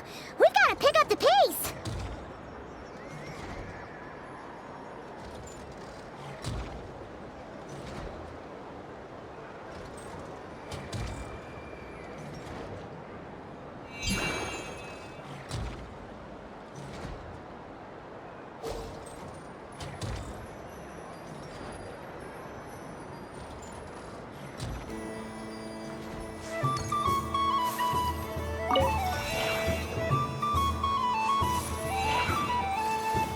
I win.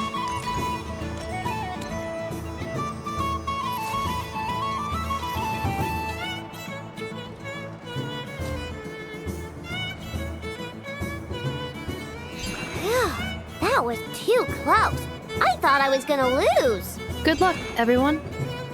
Aw, we're out!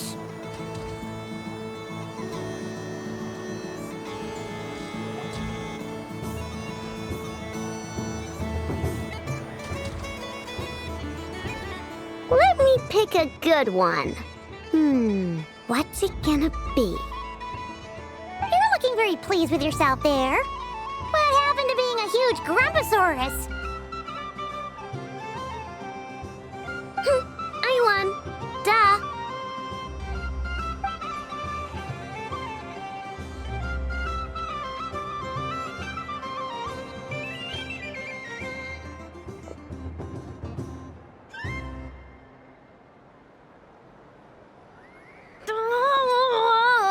Me again?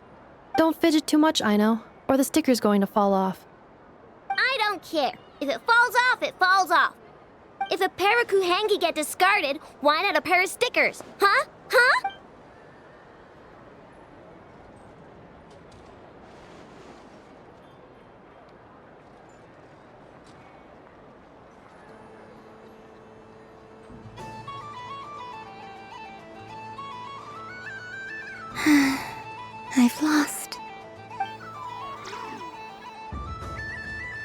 Sticker, sticker, sticker!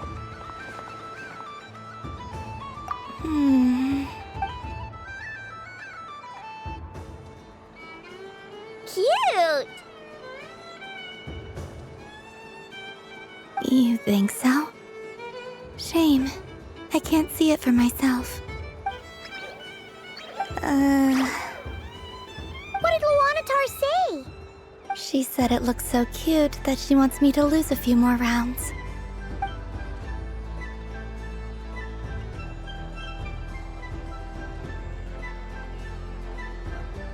Who put these stickers on Paimon's eyebrows? Ugh, she can barely see!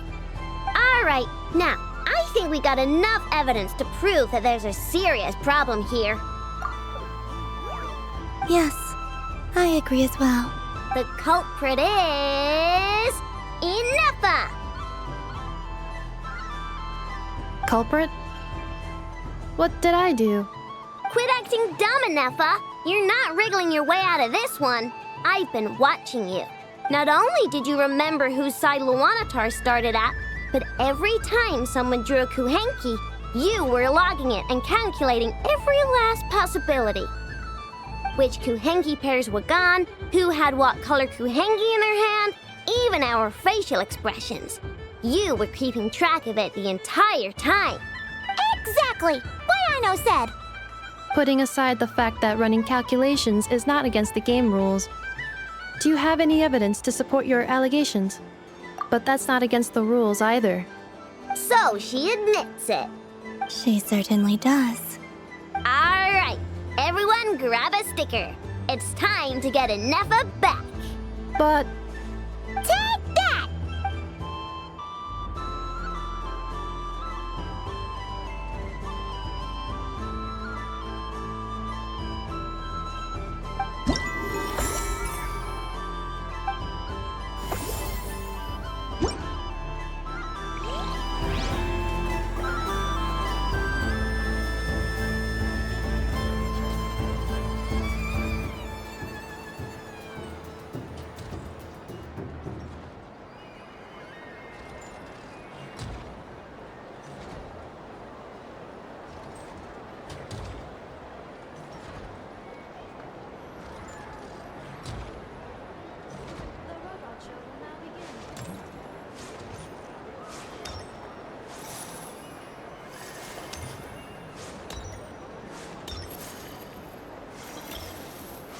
What's this?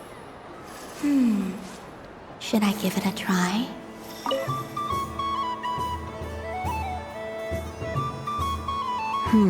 I don't have enough data. Need more samples. But who should I ask for help? Is this one of the amusements?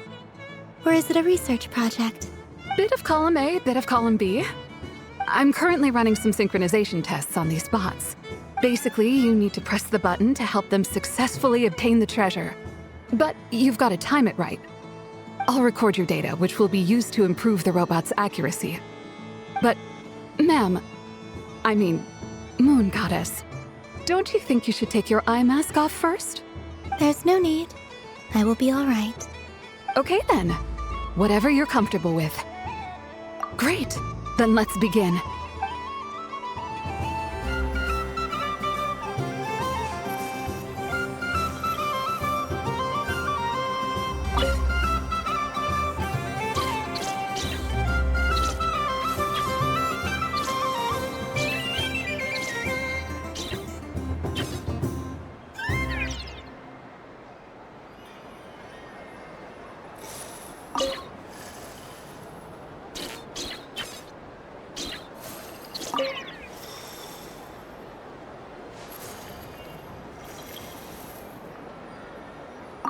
Would you like to try again?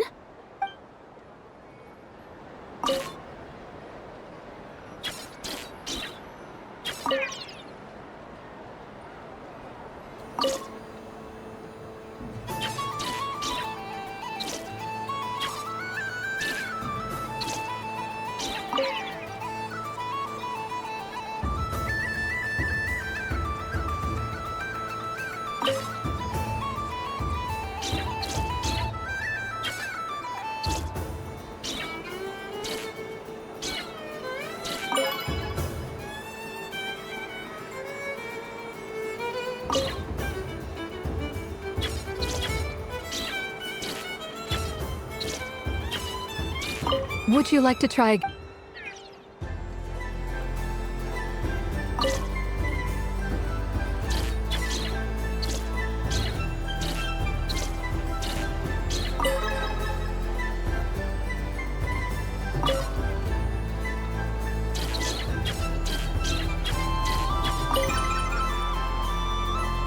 Nice. Data collection complete.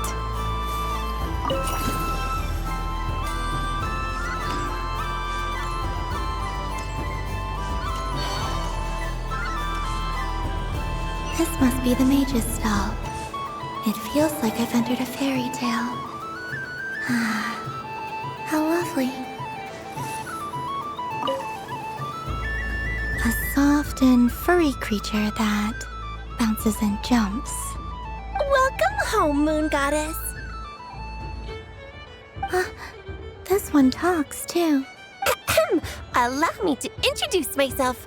I am a Dodoco from a distant archipelago, the most mischievous of all my Dodo brothers and Dodo sisters. When the going got tough, I powered through, and when I met obstacles, I boomed them away. That sounds like a lot of fun. Doesn't it just? Oh, but then the trouble started.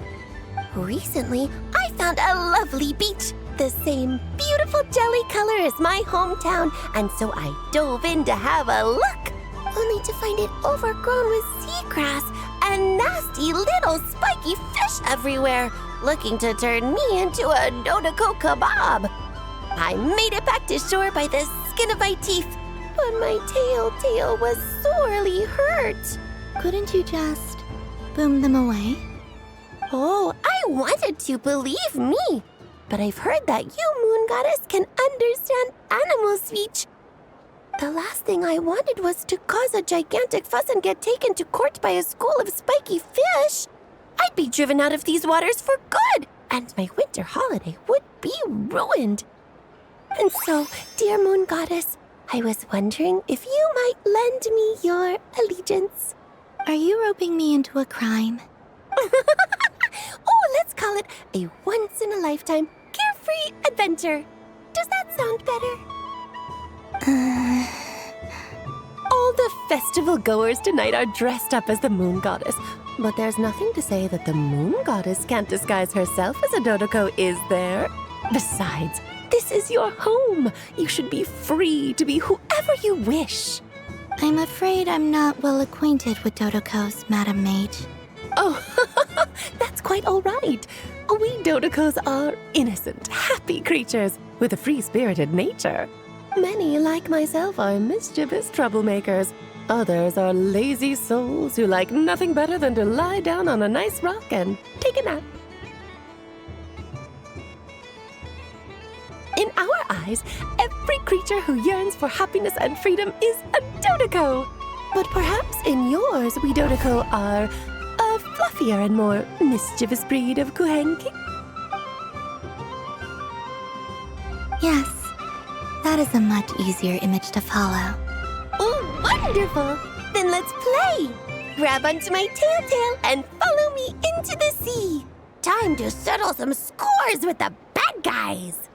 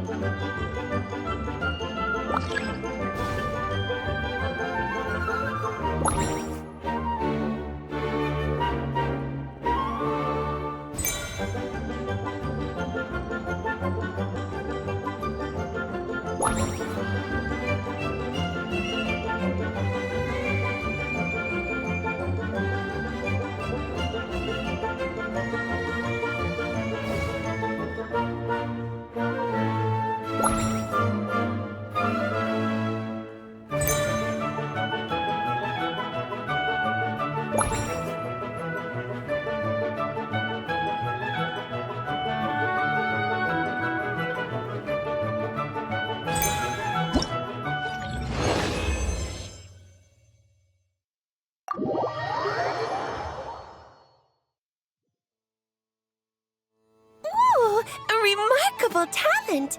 So, what do you make of it? The use of Jumpy Dumpties doesn't come as naturally to me as Kuvaki. But their unpredictability makes it fun. I think they call this... novelty? Indeed! And how did it feel blowing those pesky nuisances away? Not bad.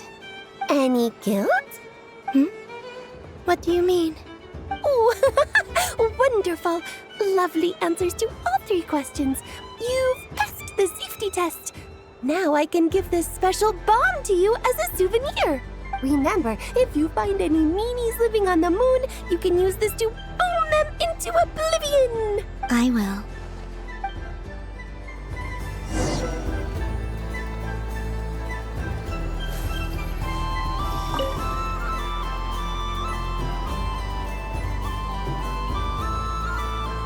I wouldn't say it's unfair, exactly. I mean, your voice goes right into people's heads.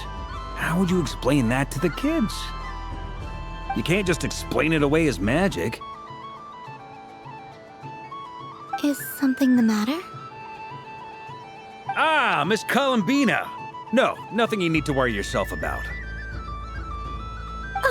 Impeccable timing. Stick around for a second, Miss Columbina. I need your input on something. This self-proclaimed Knight of Justice has yet to give me a satisfactory answer. I, for one, would like to hear your verdict on the matter. Hey, now, I left the flagship just to help you out, Miss Nicole. What's going on? So Alice and I are both using long-range remote control spells that work on similar principles, allowing us to attend this festive fair in Dodoco form. Sorry, let me backtrack a little. While similar, there are some key differences. Alice, being a great mage, wanted her Dodoco to reflect something of her own charm and mystique. So she adjusted the way its tail moves when it spins around. An entirely gratuitous move, in my opinion. I hardly see how anyone is going to notice that. If anything, I'd say that anyone who stares intently enough at a Dodoco's tail to notice such a small detail is someone we ought to be highly concerned about. I only say this to emphasize that my question has nothing to do with tails.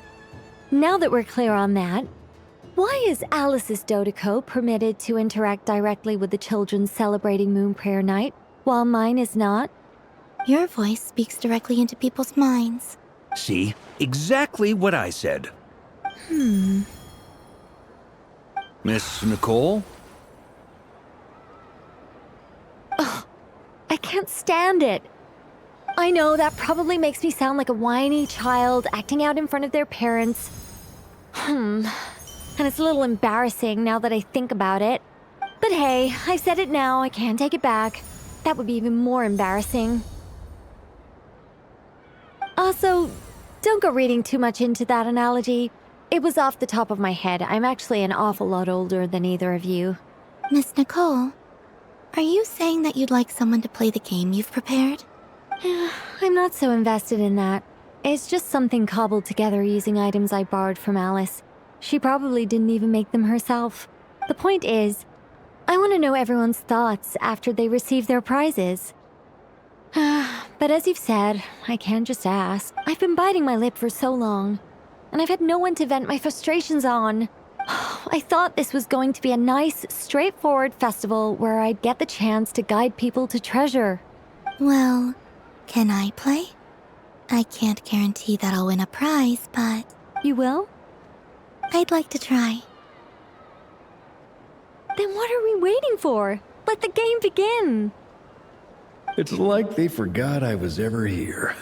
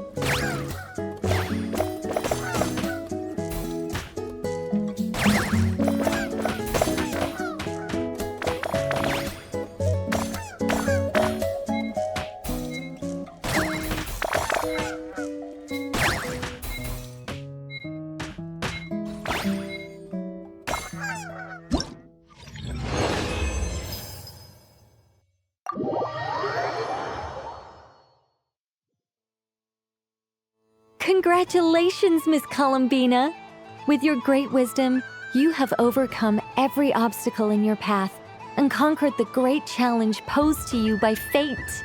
Fate? Well, something to that effect. If you'd prefer something more poetic, it could be the icy winds or the dawn. Anything you like, really. You could even go with the challenge posed to you by Dodeko, if that's what you're into. Anyway, you can take or leave my suggestions. Moving on. All my hopes are now resting on this. Can I open it now? Stop teasing me. Please, I'm begging you. No more talk. Just open it. Wow. What a lovely sculpture. Classic and cute at the same time. Thank you, Miss Nicole. I'll always treasure it. There we go. Music to my ears. You have my sincerest gratitude, Miss Columbina. Thank you for sharing your precious time with me and fulfilling my wish. Don't mention it. You've all done much to help me.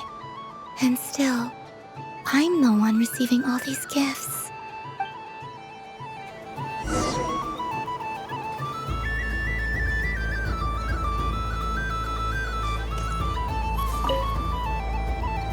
Welcome home, Moon Goddess. Oh, you're the genuine article. Alice was right. This moon prayer night was worth watching after all. Another one that talks. Greetings. Pleased to make your acquaintance. I am the Hexenzirkel member they call B. Barbeloth Trismegistus. Columbina Hyposelenia. Pleased to meet you too. Hyposelenia. A fine name indeed. Now then, Miss Columbina, do you wish to hear a mage's divination? Divination? The Frost Moon Scions used to ask me what would happen in the future. Is this like that? From the perspective of the one seeking answers, perhaps. As you look to your journey ahead, if you seek to understand the unknown, resolve your doubts, and soothe the confusion in your heart, divination could be for you. The unknowns on my journey. Of course, if one wishes to peer into fate, then hydromancy is the more precise option. But that is a complex affair, and to relegate that majestic art to the status of a festive amusement would seem somewhat uncouth. Besides, it is sometimes better to not know fate with great certainty. Hence, I shall use the suitably festive Luna Arcana to tell your fortune instead. It is more popular with the youth in any case.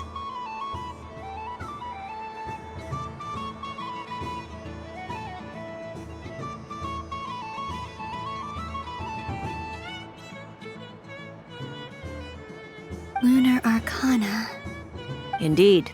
Unlike hydromancy, this will only display possibilities and trends. People like to think of themselves as creatures of agency and free will.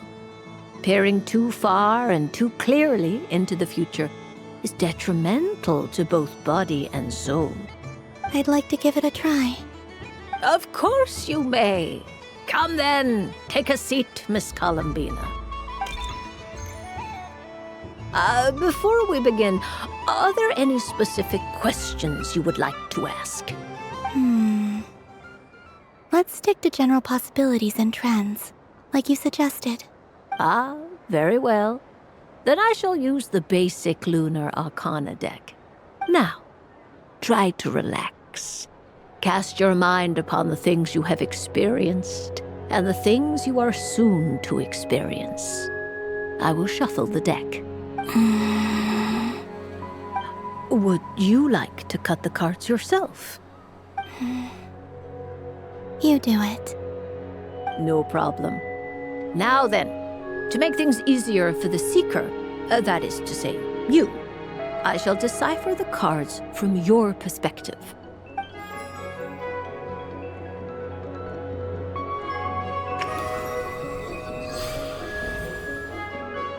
Please, draw the first Lunar Arcana.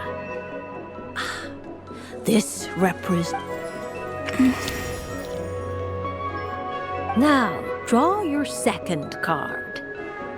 This will stand for the past, the sum of all your experiences that have come before. And now the third Arcana. This is the present, your interpretation of the current moment. Finally, the last card. This shall speak of the future, which...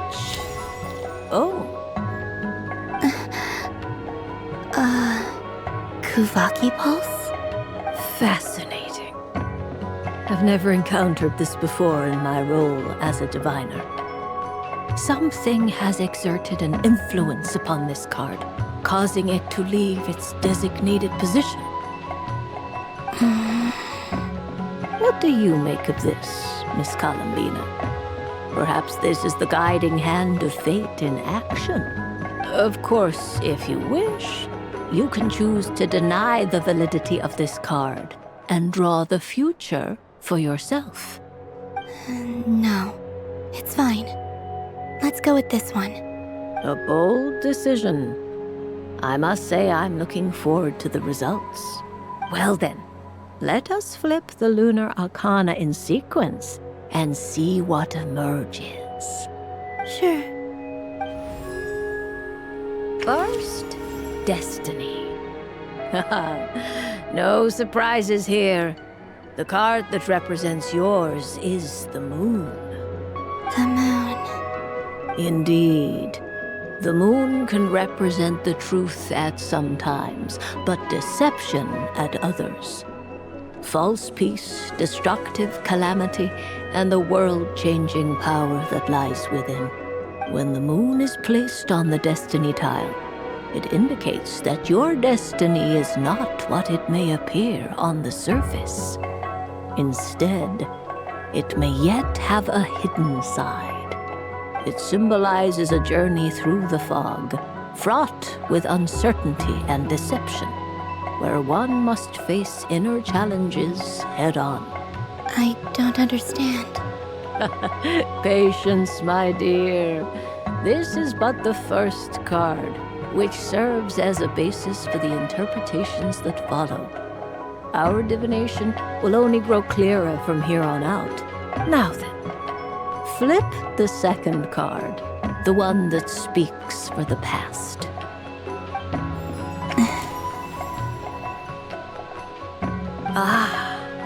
The Hermit, but inverted. Inverted? Yes. The Hermit symbolizes solitude, introspection, and the pursuit of truth. When inverted, it represents isolation, truth out of reach, and a path that leads one astray. Combined with the moon as one's destiny, the Hermit inverted represents a choice you made to stand alone in the past. It was a choice made not out of fear or arrogance, but for reasons that others could not perceive. You fumbled through the darkness without a guide, but you did not find your way. Rather, you went astray. More than once, it would seem. Is this about how I became Kutar despite not wishing to become a god? And how I joined the Fatui because I yearned for a place to belong? I suspect only you know the answer to this question. All is not lost. The past is in the past, and so it shall remain. Shall we look into the present now? Oh my. The Lovers. One of the most interesting Luna Arcana. What does this one mean? This means that you have had an unprecedented emotional experience. The joy of finding your soul becoming intertwined with that of another. A precious and wonderful thing indeed. It's true. I've made a lot of friends recently, and they are very good to me. I like them a lot. That sounds lovely. I am most delighted for you.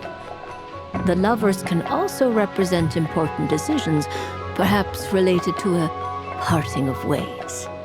Now, if I were to guess... Yes. I return to the moon. I understand.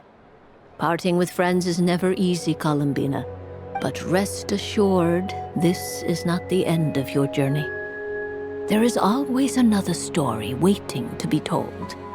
The future always lies ahead. The future. Well now, it's finally time to flip this most mysterious of cards. Why did it appear? And what does it wish to tell you? I'm ready. Very well. Flip this card and see what lies on the other side.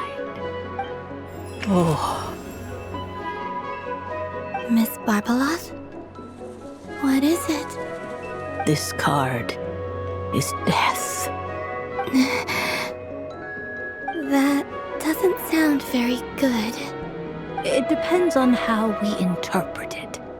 It is true that it can represent an agonizing death, a complete and utter end, but at the same time, it can also represent rebirth. Do not forget that your destiny card is the moon. That lends your future many different potential meanings. If death spells the end, is it unavoidable? As I have said, divination can only display general trends. It is a rough guide, but it does not show predetermined outcomes.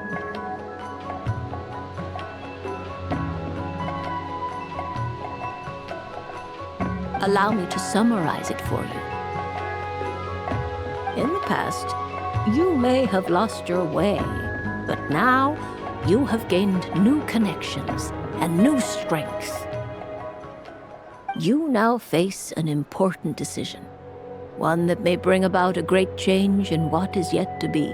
This change might, in turn, be the end of all things, or their beginning.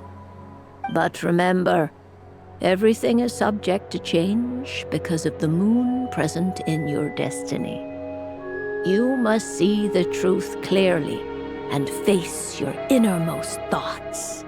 The truth. My innermost thoughts. Thank you, Miss Barbeloth. Don't mention it. Some people dislike divinations, for fear of glimpsing an ending to their story that they wish was not so. But I can see that you're different. The result of this divination will not sway your decision. This is a rare quality, and one that diviners always hope to see in the seeker. We are here merely to guide, not to exert undue influence. I understand. Go then and illuminate your future, Miss Columbina. The moonlight that shines from you now is most captivating.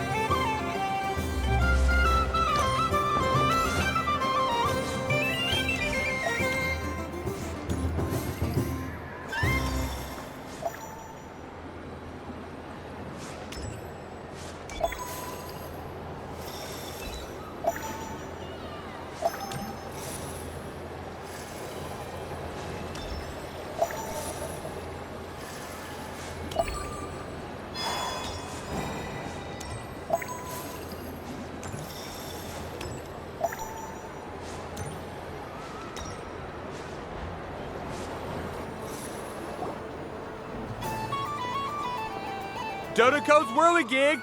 Come check out Dodoco's Whirligig! Ah, welcome home, Moon Goddess. Might I ask what this is? Ah, it's a very special amusement sponsored by the great mage herself. Ride on a soft and furry Dodoco and embark on an unforgettable adventure. I say that, but I'm just following a script here. Who is this mage, anyway? And what the heck is a Dodoco? I'd like to ride. No problem. But, are you by yourself? Is that not okay? Oh, no, it's fine. It's just that each Dodoco can accommodate 2 passengers. Would you like to bring a friend along? My friends. That should do it. Now, we just need to get everyone else to draw something on it too. But we gotta keep it a secret from Columbina. Traveler.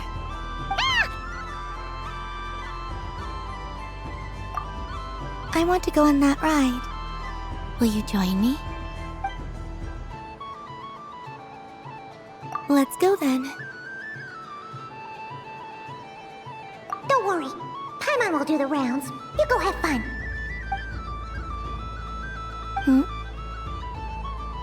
All right.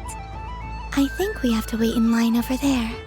Please take your seats. For safety reasons, you mustn't try to leave the ride before it comes to a complete stop. All right, you're all set. I wish you both a wonderful journey.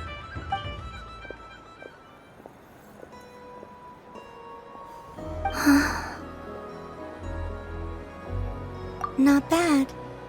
It reminds me of riding a moon lane. Sometimes, the Kuhenki circle around me like this, playing their beautiful melodies. Yeah. I'm going to miss them.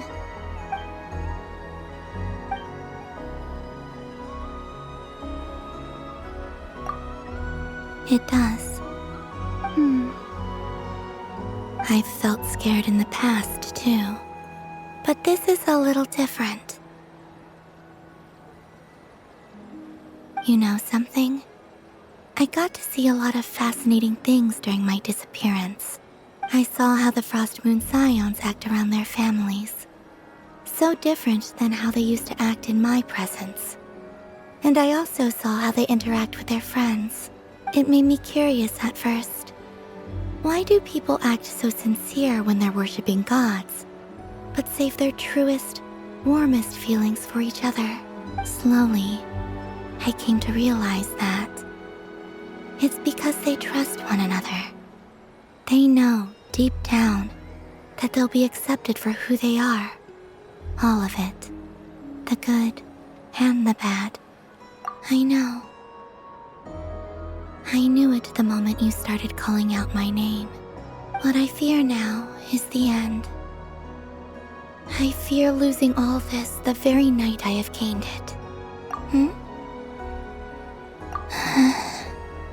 Thank you for this conversation. Thank you for listening to me. Don't worry. This fear I have, and the unknown that awaits me, they cannot hurt me. Not when I possess a treasure far greater. I just want you to remember this version of me. The real me. On this final night together. Dear passengers, Dodoco's awesome adventure has come to a close. Please leave in an orderly fashion, and we look forward to seeing you again in the future. Don't want the journey to end, huh? Don't worry, you two. There's always another adventure waiting just around the corner.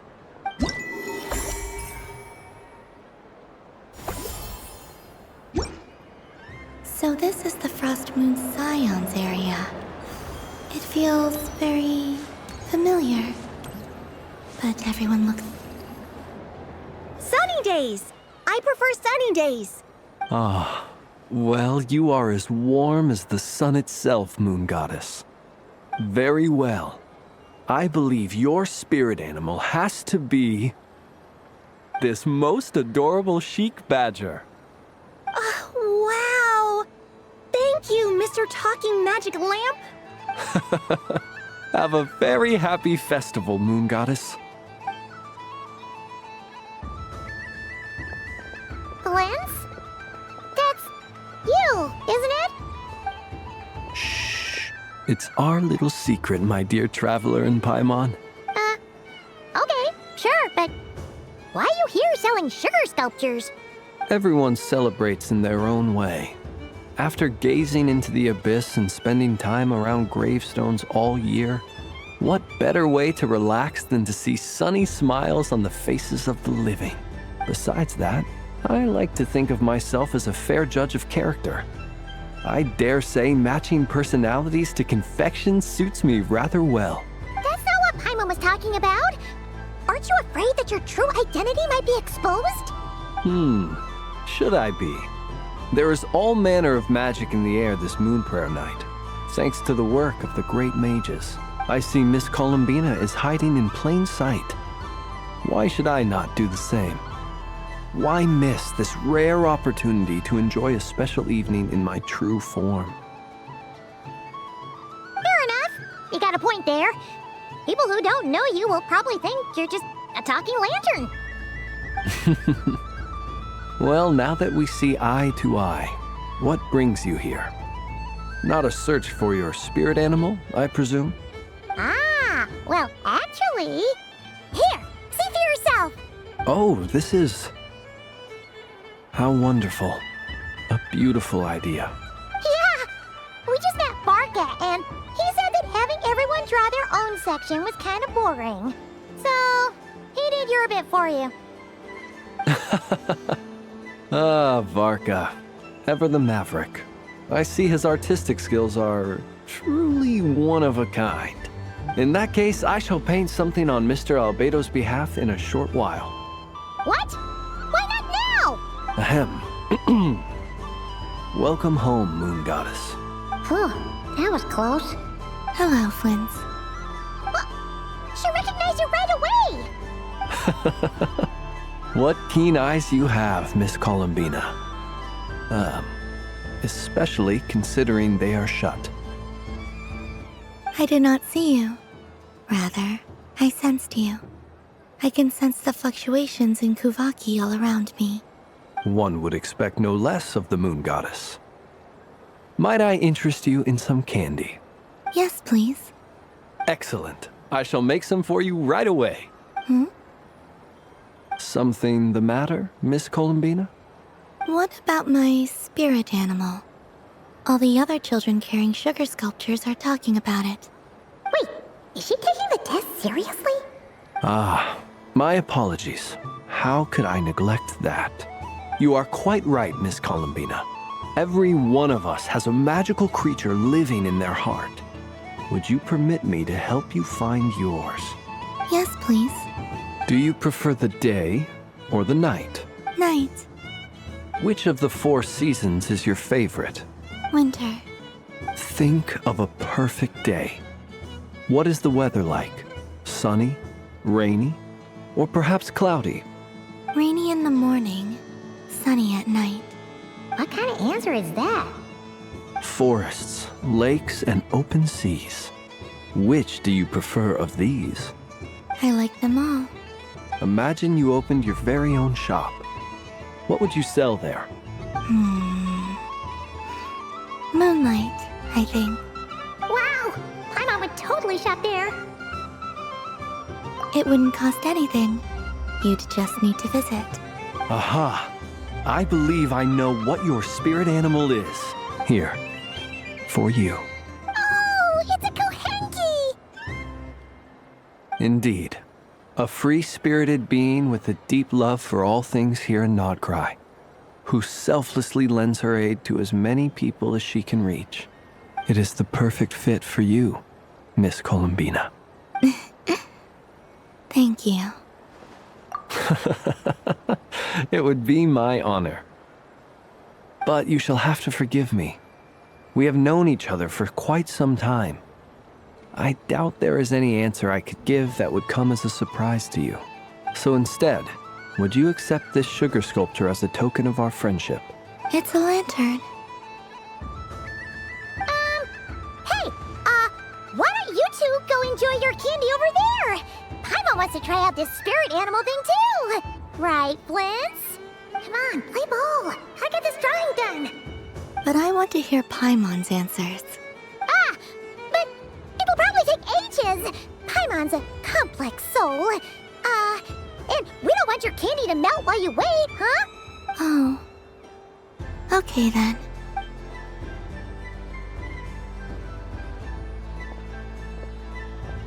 Phew. Nice excuse, Lady Paimon. That was some quick thinking. Yeah, no thanks to you. A little help next time.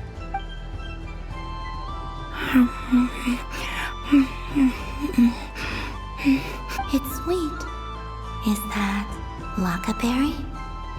I wonder what flavor the traveler got. This way! It's the candy